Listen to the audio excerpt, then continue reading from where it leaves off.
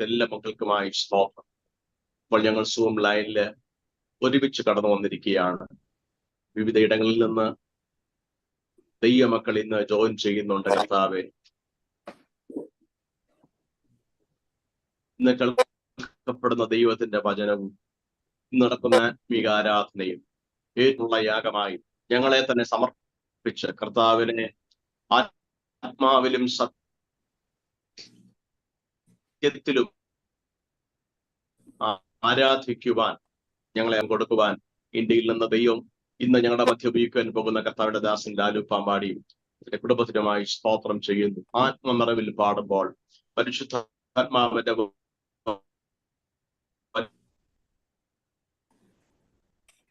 വലിയ സാന്നിധ്യം ഉണ്ടാകട്ടെ.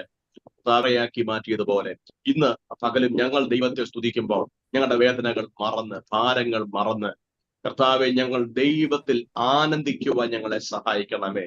ആരാധനയിൽ ഒരു വലിയ കൊള്ള കണ്ടു കിട്ടിയ ആത്മിക സന്തോഷം ഞങ്ങൾക്ക് തരണമേ എന്ന് ദൈവസന്നിധിയിൽ പ്രാർത്ഥിക്കുന്നു. കർത്താവ്, ഇന്ന് ഞങ്ങള് കേൾക്കപ്പെടാൻ പോകുന്ന ദൈവജനത്തിനായി സ്തോത്രം. പിന്നെ പാസ്റ്ററെ കർത്താവിന്റെ കരങ്ങളിൽ ഏൽപ്പിക്കുന്നു. ഇന്ന് താൻ വചനം പറയുവാൻ വായി തുറക്കുമ്പോൾ ഞങ്ങൾക്ക് പ്രയോജനമുള്ളതൊന്നും മറച്ചു വയ്ക്കാതെ കർത്താവിനാൽ ഞങ്ങൾ ഒരുമിച്ച് പ്രാർത്ഥിക്കുന്നു. കർത്താവെ, കേൾക്കപ്പെടുന്നവരിൽ വലിയ ആത്മിക ചൈതന്യം ഉണ്ടാകട്ടെ, ആത്മിക വിടുതൽ ഉണ്ടാകട്ടെ, ആത്മിക സൗഖ്യമുണ്ടാകട്ടെ. ഞങ്ങൾ അതിനായി പ്രാർത്ഥിക്കുന്നു. കർത്താവ്, ശുശ്രൂഷകൾ നിയന്ത്രിക്കുന്ന കർത്താവ് പ്രിയ ദൈവദാസിക്കായി പ്രാർത്ഥിക്കുന്നു. കർത്താവ്, ഈ പ്രവർത്തനത്തിന്റെ പങ്കാളികളായിരിക്കുന്ന എല്ലാ സഹോദരിമാരെയും ഓർത്ത്, എല്ലാ സഹോദരന്മാരെയും ഓർത്ത് പ്രാർത്ഥിക്കുന്നു. ബോസ്റ്റൺ പ്രയർ ലൈൻ കർത്താവെ, അനേക ആയിരങ്ങൾക്ക് ഒരു വിടുതലായി തീരുന്നത് കൊണ്ട് സ്തോത്രം ചെയ്യുന്നു. കർത്താവെ, ഞങ്ങൾ ഒരുമിച്ച് ഈ പ്രവർത്തനത്തെ അനുഗ്രഹിക്കുകയാണ്. ഇന്നത്തെ ശുശ്രൂഷ അതിന്റെ ആദ്യം മുതൽ അവസാനം വരെ ദൈവ സാന്നിധ്യം ഉണ്ടാകണം. സാങ്കേതികമായ ഒരു തടസ്സങ്ങളും ഉന്നയിക്കപ്പെടുവാൻ ദൈവം അനുവദിക്കരുത്. എല്ലാ പരിശുദ്ധാത്മാവിനാൽ നിയന്ത്രിക്കപ്പെടട്ടെ. കർത്താവെ, അവിടുന്ന് പ്രാർത്ഥന കേട്ടതിനായി സ്തോത്രം. യേശു കർത്താവിൻ നാമത്തിൽ തന്നെ. ആമേൻ, ആമേൻ, ആമേൻ. സ്തോത്രം. Thank you poster Stephen pastor. ഇന്ന് അനുഗ്രഹിക്കപ്പെട്ട രീതിയിൽ പ്രാർത്ഥിക്കുവാനായിട്ടും ഇന്നത്തെ സൂം ലൈനിന്റെ അനുഗ്രഹത്തിനും 24/7 നടക്കുന്ന ശുശ്രൂഷകളുടെ അനുഗ്രഹത്തിനും വേണ്ടി പ്രാർത്ഥിച്ച് ആരംഭിച്ചല്ലോ.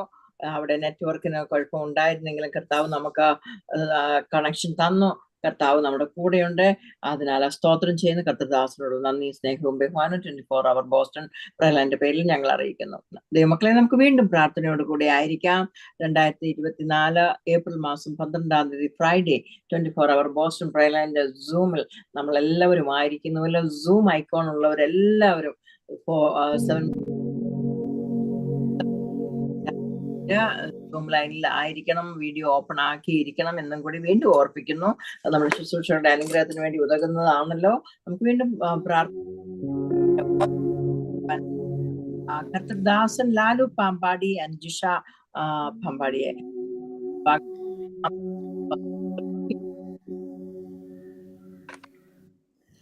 Hallelujah, praise the lord, hallelujah. സന്തോഷമുള്ളവർ വിശുദ്ധ കരകൾ ഉയർത്തി കർത്താവിനെ സ്തുതിച്ചാട്ടെ. ഹല്ലേലൂയ.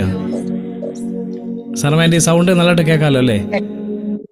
ഓക്കെ. സന്നിഹിതരായിരിക്കുന്ന എല്ലാ ദൈവമക്കളെ ഓർത്ത് കർത്താവിനെ സ്തുതിക്കുന്നു. വീണ്ടും നമുക്ക് ഒരുമിച്ച് നമ്മുടെ കർത്താവിൻ്റെ പാദവിടത്തെങ്കിലായിരിക്കാൻ കർത്താവ് നൽകുന്ന നല്ല അവസരങ്ങളെ ഓർത്ത് വീണ്ടും നമുക്ക് സ്തോത്രം ചെയ്യാം. ഇന്നത്തെ ഈ അനുഗ്രഹിക്കപ്പെട്ട കൂട്ടായ്മ ലീഡ് ചെയ്യുന്ന കർത്താവിൻ്റെ വിലപ്പെട്ട ദാസി പ്രിയ സാറാമാൻഡി അവറുകൾ, അതുപോലെ തന്നെ പ്രിയ പെണ്ണമാൻഡി, മറ്റെല്ലാ ദൈവദാസിമാർ ദൈവദാസന്മാരെല്ലാവരെയും ഓർത്ത് കർത്താവിനെ സ്തുതിക്കുന്ന. പ്രത്യേകാല ഇന്ന് നമ്മുടെ മീറ്റിംഗ് പ്രാർത്ഥിച്ചാരംഭിച്ച കർത്താവിൻ്റെ വിലപ്പെട്ട വൃത്യൻ, ക്രിസ്തുവിൽ ഞാൻ ഏറെ സ്നേഹിക്കുകയും ഞാൻ ബഹുമാനിക്കുകയും ചെയ്യുന്ന പാസ്റ്റർ പോൾസൺ സ്റ്റീഫൻ അവറുകൾ പ്രിയ ദൈവദാസനെ ഓർത്ത് കർത്താവിനെ സ്തുതിക്കുന്നു. പ്രിയ ദൈവദാസൻ്റെ പ്രാർത്ഥന ഒരു അനുഗ്രഹമായിരുന്നു.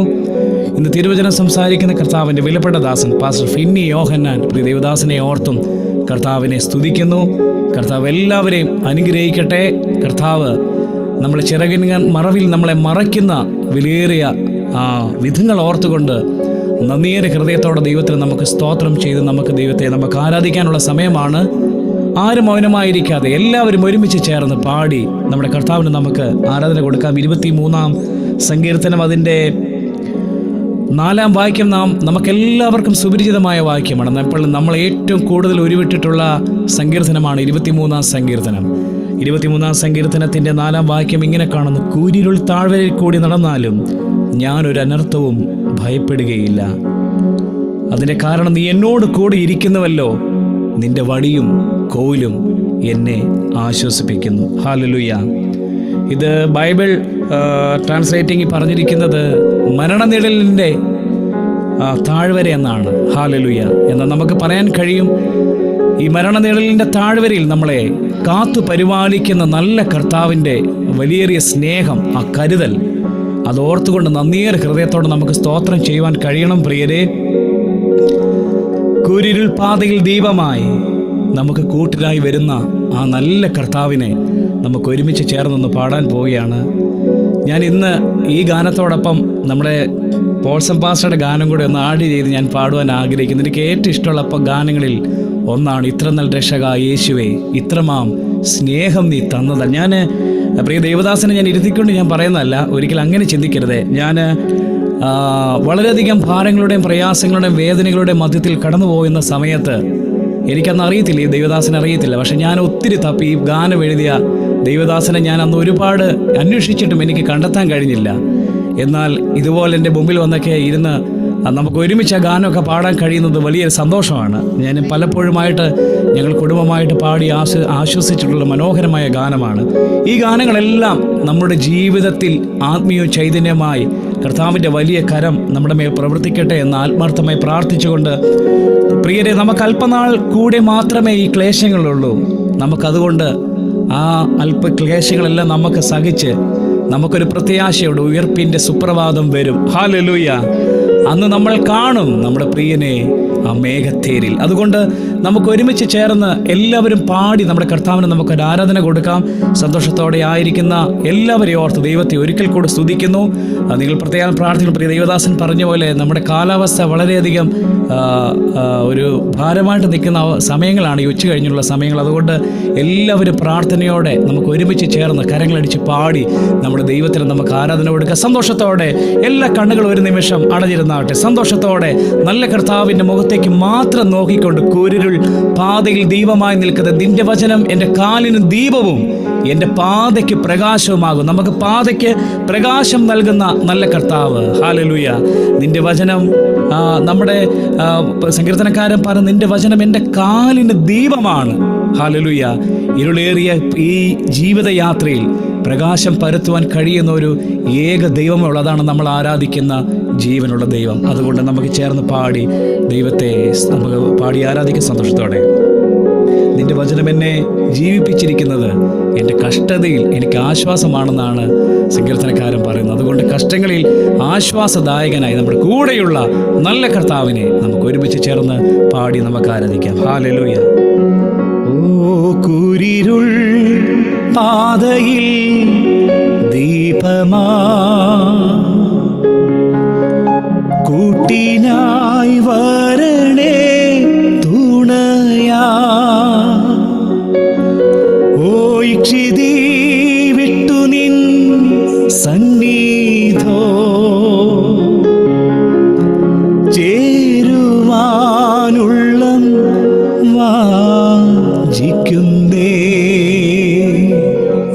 ഇതൊക്കെ പ്രത്യാശയുള്ളവർ ചേർന്ന് പാടുന്ന വരികളാണിത്. അതുകൊണ്ട് പ്രത്യാശയോടെ നമുക്ക് ഒരുമിച്ച് സന്തോഷത്തോടെ പാടി നമ്മുടെ കർത്താവിന് നമുക്ക് ആരാധന കൊടുക്കാം. നിങ്ങളായിരിക്കും സ്ഥാനത്തിരുന്ന് കൊണ്ട് ചേർന്ന് പാടുന്നത് ഒരു അനുഗ്രഹമാണ്. സന്തോഷത്തോടെ ഹല്ലേലൂയ.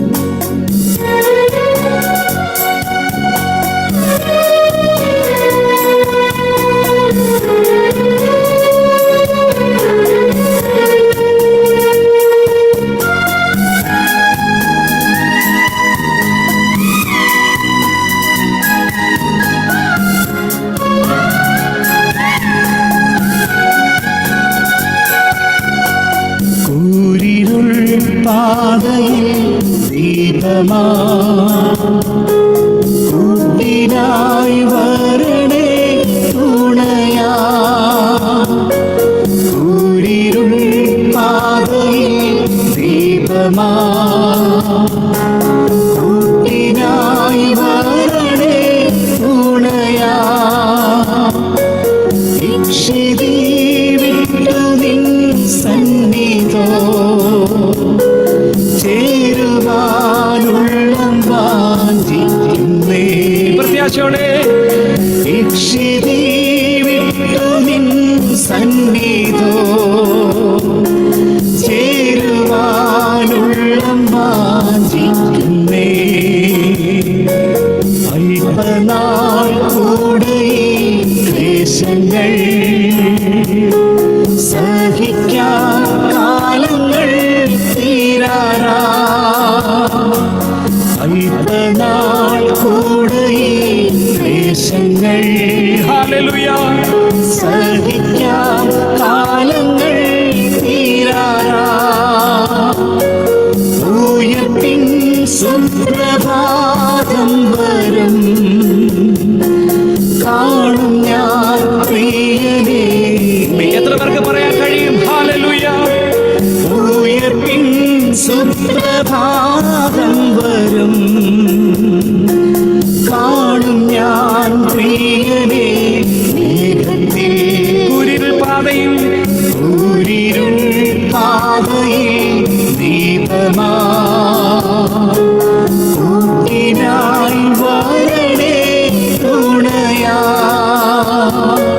കൂരിരുൾ പാതയിൽ ദീപമാ ഹല്ലേലൂയ കൂട്ടിനായി വരണേ തുണയാ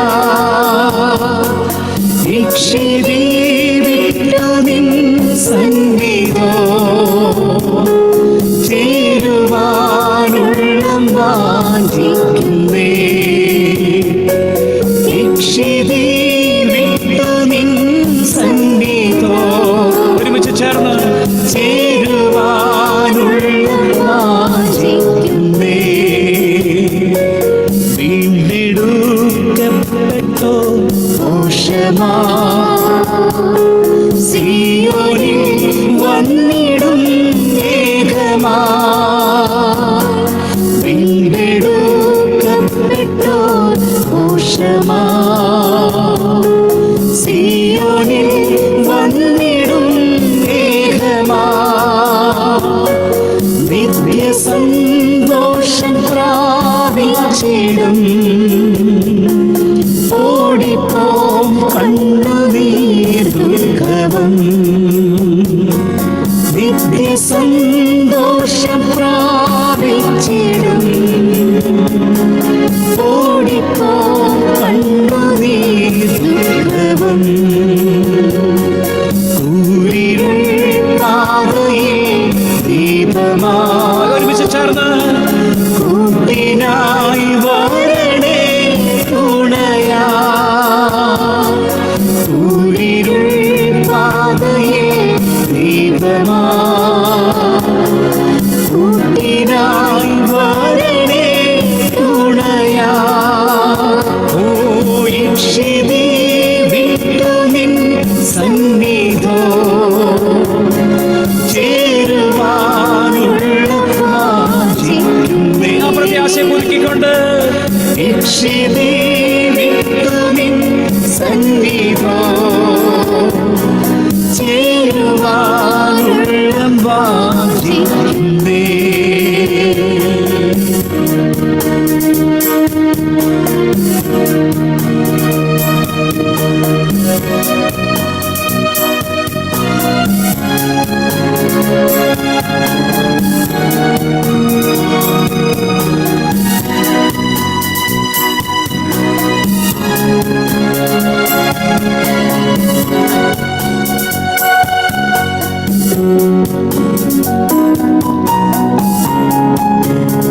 എല്ലാവരും പ്രാർത്ഥനയോടെ ചേർന്ന്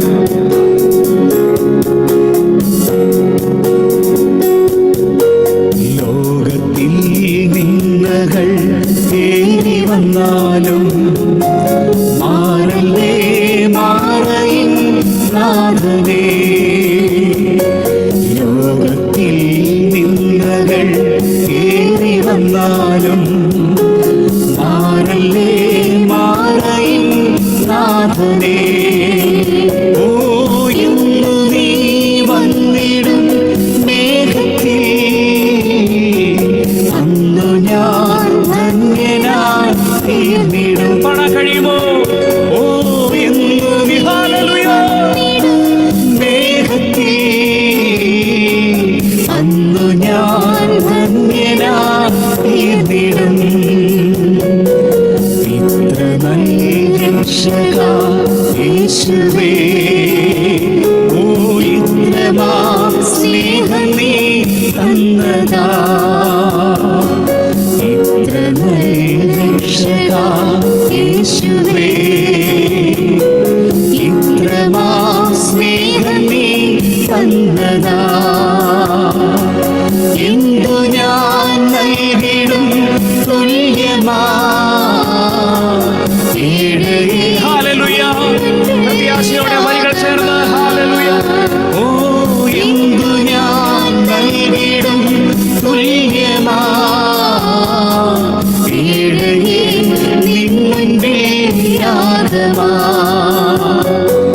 രോഗങ്ങൾ ദുഃഖങ്ങൾ പീഡകളെല്ലാം എൻ ജീവിതേ വന്നിടും.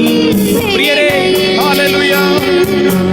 രോഗങ്ങൾ ദുഃഖങ്ങൾ പീഡകളെല്ലാം എൻ ജീവിതേ വന്നിടും വേളയിൽ. ഓ ദൂതന്മാർ കാവലായി വന്നപ്പോ കണ്ടു ഞാൻ. എത്ര പേർക്ക് അത് തിരിച്ചറിയാൻ കഴിയുന്നുണ്ട്? ഹല്ലേലൂയ. ഓ ദൂതന്മാർ കാവലായി വന്നപ്പോ കണ്ടു ഞാൻ ക്രൂശിലെ സ്നേഹത്തെ. ദൂതന്മാർ ഓ ദൂതന്മാർ കാവലായി വന്നപ്പോ കണ്ടു ഞാൻ ക്രൂശിലെ സ്നേഹത്തെ. ദൂതന്മാർ കാവലായി വന്നപ്പോ hallelujah. Thank you Jesus. Hallelujah. Thank you Jesus. Hallelujah. Hallelujah. ദൂതന്മാർ കാവലായി വന്നപ്പോൾ കണ്ടു ഞാൻ ക്രൂശിലെ സ്നേഹമേ. ഹല്ലേലൂയ. എത്ര മനോഹരമായ വരികളാണ് പ്രിയരെ. ഹല്ലേലൂയ. ദൈവം നമുക്ക് ചെയ്യുന്ന സകല ഉപകാരങ്ങൾ ഓർത്തുകൊണ്ട് നന്ദിയേറെ ഹൃദയത്തോടെ ദൈവത്തെ സ്തുതിക്കുന്നവരാകണം നമ്മൾ ഓരോ ദിനവും. ഹല്ലേലൂയ. ഈ ലോകത്തിൽ നിന്ദകൾ ഏറിടട്ടെ, ഈ ലോകത്തിൽ ഭാരങ്ങൾ പ്രയാസങ്ങൾ ദുഃഖങ്ങളെല്ലാം കടന്നു വരട്ടെ. നമുക്ക് പക്ഷെ പറയാൻ കഴിയണം, ദൂതന്മാരായി നമുക്ക് വേണ്ടി കാവൽ ചെയ്ത ആ നല്ല കർത്താവ് ഏതെല്ലാം പ്രതികൂല സാഹചര്യങ്ങളിലൂടെ നമ്മൾ കടന്നു പോയപ്പോഴും ആ ദൂതന്മാരുടെ കാവലും സൂക്ഷിപ്പും ആ ദൈവിക പരിപാലനമാണ് പ്രിയരെ നമ്മളെ ഓരോരുത്തരെയും നിലനിർത്തിയത്. ഹല്ലേലൂയ. രോഗികൾക്ക് നല്ല വൈദ്യനായ ദൈവം, നമ്മളെ കാവൽ ചെയ്യുന്ന ദൈവം. ഹല്ലേലൂയ. ഭാരത്തോടെ പ്രയാസത്തോടെ വേദനയോടെ ഞങ്ങളെ കേൾക്കുന്ന ആരെങ്കിലും ഉണ്ടെങ്കിൽ നിങ്ങൾക്ക് വേണ്ടി ദൂതന്മാരുടെ കാവലും സൂക്ഷിപ്പും നൽകിത്തരുന്ന ഒരു നല്ലൊരു ദൈവമുണ്ട്. ഹല്ലേലൂയ. അതുകൊണ്ട് നമുക്ക് നല്ല കർത്താവിനെ നമുക്ക് ഒരുമിച്ച് ചേർന്ന് കരങ്ങളടിച്ച് പാടി ദൈവത്തിന് നമുക്ക് നല്ലൊരു ആരാധന നമുക്ക് കൊടുക്കാം. സന്നിഹിതരായിരിക്കുന്ന എല്ലാവരും ഒരുമിച്ച് ചേർന്ന് പാടി കർത്താവിനെ സന്തോഷത്തോടെ ആരാധിച്ച് ഇരുകരങ്ങളും ചേർത്തിടിച്ച് ആരാധിച്ച് പാടി ദൈവത്തെ നമുക്ക് സ്തുതിക്കാം. ഹല്ലേലൂയ. നമുക്കെല്ലാവർക്കും സുപരിചിതമായ ഗാനമാണ്. ഓ നിന്നനുഗ്രഹങ്ങൾ എന്നിൽ നീ തന്നതാ, നിന്നോടെ വന്ദനം. ഹല്ലേലൂയ. എന്നോമൻ ഗാനമാ. ഹല്ലേലൂയ. ഇതിനകത്തൊരു വരികൾ ഇങ്ങനെയുണ്ട് പ്രിയരെ. പൊന്നു മഹേശനെ നിന്നോടെ കാരുണ്യം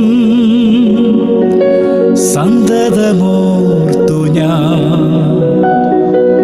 നന്ദിയാൽ പാടുമേ. എത്ര പേർക്ക് നന്ദിയേറെ ഹൃദയത്തോടെ ദൈവത്തെ പാടി ആരാധിക്കാൻ കഴിയും. ഹല്ലേലൂയ. നമുക്ക് സന്തോഷത്തോടെ ഈ കാര്യങ്ങൾ ചേർത്തടിച്ച് നമ്മുടെ നല്ല കർത്താവിനെ നമുക്കൊന്ന് പാടി നമുക്ക് ആരാധിക്കാം. നിങ്ങളായിരിക്കും സ്ഥാനത്തിൽ നമ്മൾ ഒരുമിച്ച് ചേർന്ന് ഹല്ലേലൂയ.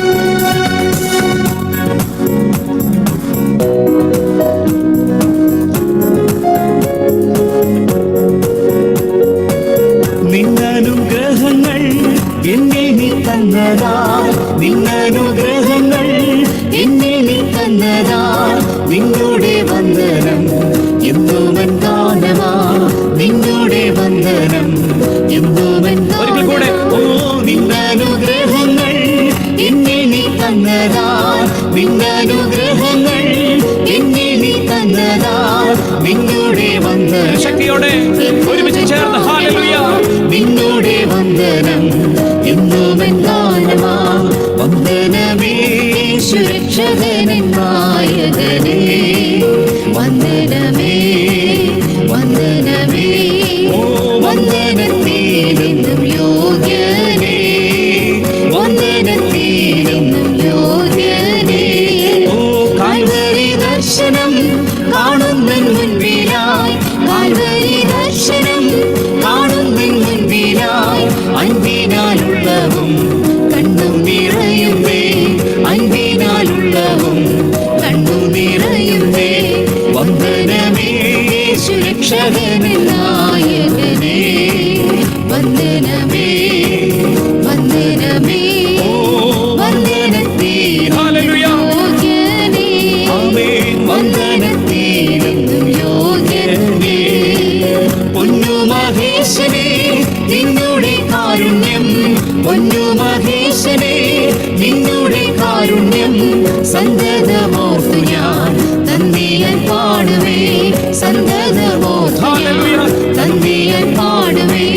വന്ദനമേ സുരക്ഷകനൻ നായകനേ, വന്ദനമേ വന്ദനമേ വന്ദനത്തിലെന്നും യോഗ്യനേ, വന്ദനത്തിലെന്നും യോഗ്യനേ. പാപവും ശാപവും രോഗവും നീങ്ങി ഞാൻ, പാപവും ശാപവും രോഗവും നീങ്ങി ഞാൻ, നീതിമാനാകുവാൻ ശാപമായി തീർന്നോനേ, നീതിമാനാകുവാൻ ശാപമായി തീർന്നോനേ. വന്ദനമേ സുരക്ഷകനൻ നായകനേ, വന്ദനമേ വന്ദനമേ വന്ദനത്തിലെന്നും യോഗ്യനേ, വന്ദനത്തിലെന്നും യോഗ്യനേ. ഇളകാത്ത രാജ്യമാം സിയോനിൻ സ്വന്തമാം, ഇളകാത്ത രാജ്യമാം സിയോനിൻ സ്വന്തമാം, പരനോട് കൂടെ ഞാൻ നിത്യമായി വാണിടും, പരനോട് ഞാൻ നിത്യമായി വാണിടും. വന്ദനമേ സുരക്ഷകനൻ നായകനേ, വന്ദനമേ വന്ദനമേ വന്ദനത്തിലെന്നും യോഗ്യനേ, വന്ദനത്തിലെന്നും യോഗ്യനേ. പരമാനന്ദപ്രദം പരിശുദ്ധ ജീവിതം, പരമാനന്ദപ്രദം പരിശുദ്ധ ജീവിതം, പരലോകതുല്യമൻ വിശ്വാസ സേവനം, പരലോകതുല്യമൻ വിശ്വാസ സേവനം. വന്ദനമേ സുരക്ഷകനൻ നായകനേ, വന്ദനമേ ഹല്ലേലൂയ. വന്ദനമേ വന്ദനത്തിലെന്നും യോഗ്യനേ, വന്ദനത്തിലെന്നും യോഗ്യനേ. ഭാരങ്ങൾ തീർന്നു ഞാൻ ആനന്ദിച്ചിടുവാൻ, ഭാരങ്ങൾ തീർന്നു ഞാൻ ആനന്ദിച്ചിടുവാൻ, ഭാരങ്ങൾ തീർത്തയൻ കാരുണ്യവാരിതേ, ഭാരങ്ങൾ തീർത്തയൻ കാരുണ്യവാരിതേ. വന്ദനമേ സുരക്ഷകനൻ നായകനേ, വന്ദന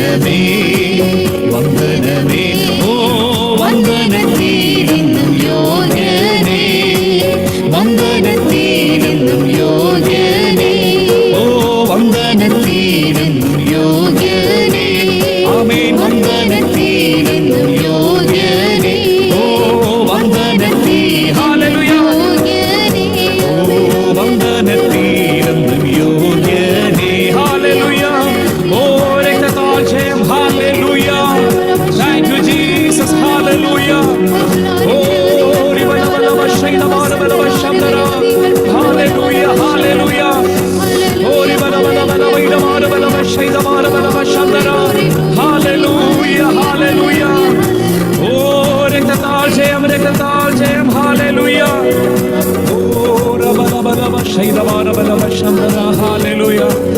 ഓ രക്തത്താൽ ജയം. Hallelujah, hallelujah. ഓ ജീസസ്. ഹല്ലേലൂയ. സന്തോഷമുള്ളവർ വിശുദ്ധ കരങ്ങൾ ഉയർത്തി കർത്താവിനെ സ്തുതിച്ചാട്ടെ. ഹല്ലേലൂയ. ഒരു ഗാനത്തിന്റെ 4 വരികൾ നമുക്കെല്ലാവർക്കും കൂടെ ചേർന്ന് ധ്യാനത്തോടെ പ്രാർത്ഥനയോടെ ആ വരികൾ നമുക്കൊന്ന് ചേർന്ന് പാടാം.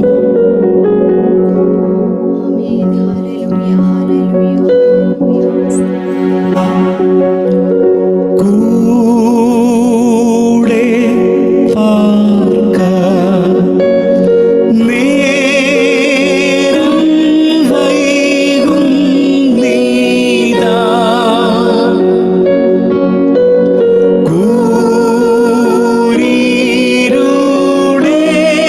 കൂരിരുളേറും പാർക്ക ദേവാ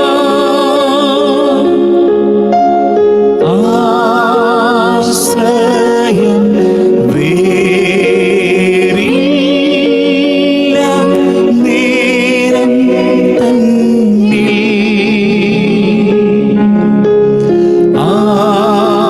ആശ്രിത വത്സല കൂടെ പാർക്ക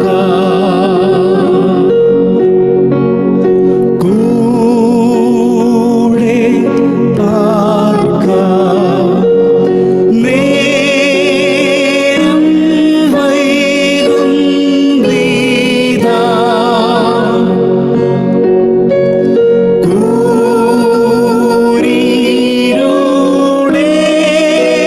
കൂരിരുളേറും പാർക്ക ദേവാ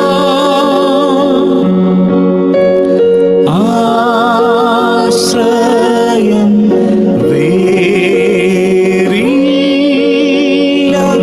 നേരം തന്നിൽ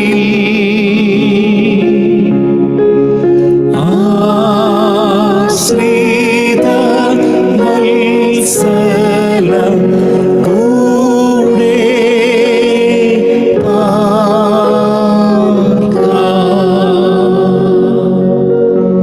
വലുവനായ ദൈവത്തിന്റെ വലിയ സാന്നിധ്യം കൃപയും ഓരോ ദിനവും നമ്മുടെ കൂടെ ഇരിക്കട്ടെ. ആകാശത്തിന്റെ കിളിവാതിൽ തുറന്ന് സ്ഥലം പോരാതെ വരുവോളം ദൈവം നിങ്ങളെല്ലാവരും അനുഗ്രഹിക്കട്ടെ. ഞങ്ങളെ വീണ്ടും ക്ഷണിച്ച അവസരം നൽകി തന്ന ബോഷൻ പ്രേലയന്റെ എല്ലാ ഭാരവാഹികളുടെ പ്രത്യേക പ്രിയ പുഷ്പാൻറ്റി, മറ്റെല്ലാ ദൈവമക്കളും ലീഡ് ചെയ്യുന്ന കത്രിദാസി, മറ്റെല്ലാവരെയും ഓർത്ത് കർത്താവിനെ സ്തുതിക്കുന്നു. ഇന്ന് വചനത്തിന്റെ വാതിലുകൾ നമ്മുടെ മുമ്പിൽ തുറക്കട്ടെ. ഓരോ വ്യക്തികളോട് ഇന്ന് കർത്താവ് സംസാരിക്കട്ടെ. പ്രാർത്ഥനയോടെ നമുക്കായിരിക്കാം. Thank you, thank you, thank you. Brother Lalu Bhampady and Jisha Bhampady ആദ്യമായിട്ട് പാടിയ പാട്ട് കൂരിരുൾ തിങ്ങുന്ന പാതയിൽ ദീപമായി കൂട്ടിനായി വരണേ തുണിയായി എന്നുള്ള പാട്ട് നമ്മുടെ ബോസ്റ്റൺ പ്രയർലാൻഡിലെ ഒരു കർത്തൃദാസൻ പാസ്റ്റർ സാംകുട്ടി മാത്യു ചിക്കാഗോ ആണ് എഴുതിയത് എന്നും കൂടി ഓർപ്പിക്കുന്നു.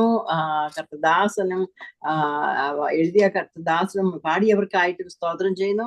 അനുഗ്രഹിക്കപ്പെട്ട ഗീതം ആണല്ലോ നമ്മൾ പാടിയത്. ദൂതന്മാർ കാവലായി വന്നപ്പോൾ കണ്ടു ഞാൻ ക്രൂശിലെ സ്നേഹത്തെ. എത്ര മനോഹരമാണത് പാടിയ പാട്ട്. അതുപോലെ തന്നെ വന്ദനം, നമ്മുടെ കർത്താവിന് വന്ദനം കൊടുക്കുന്ന പാട്ട് അത് വന്ദനമേ യേശുരക്ഷകന് നായകനെ, വന്ദനമേ വന്ദനമേ, വന്ദനത്തിനെന്നും യോഗ്യനാണ്.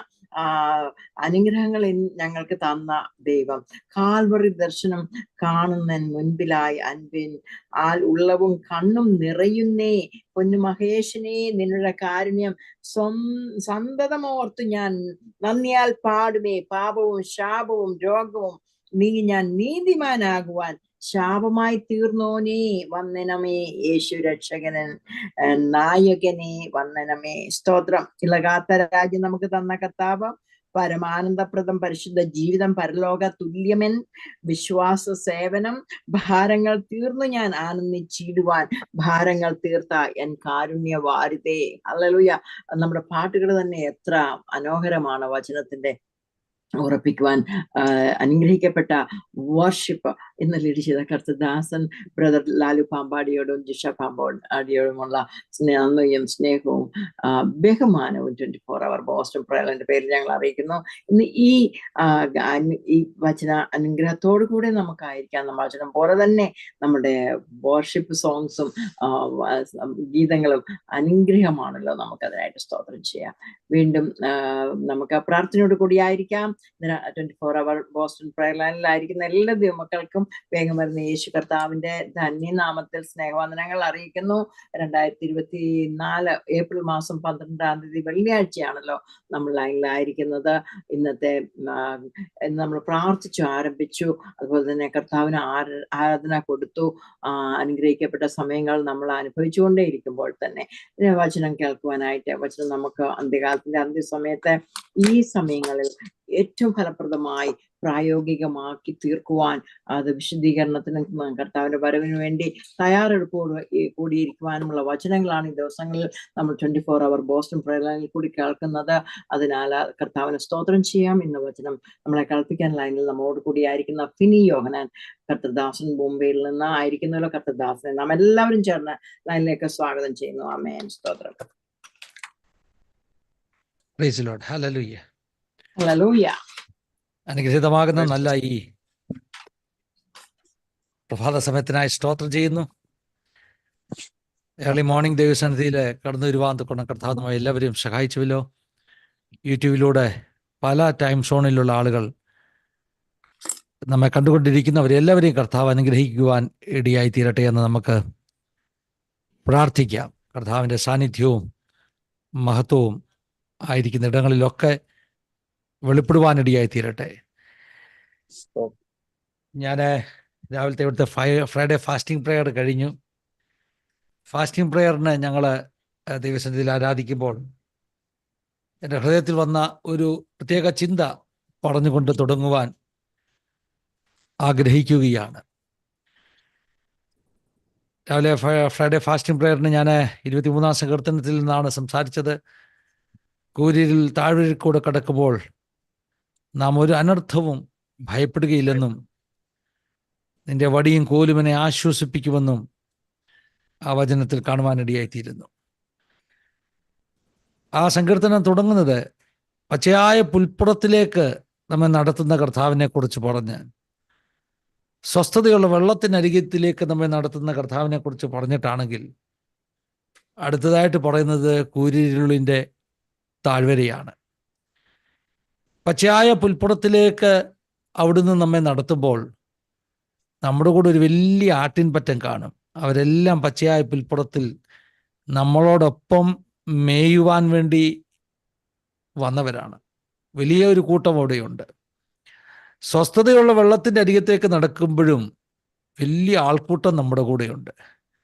കാരണം പച്ചയായ പുൽപ്പുറവും സ്വസ്ഥതയുള്ള വെള്ളവുമൊക്കെ വലിയ ആൾത്തിരക്കുള്ള സ്ഥലങ്ങളാ.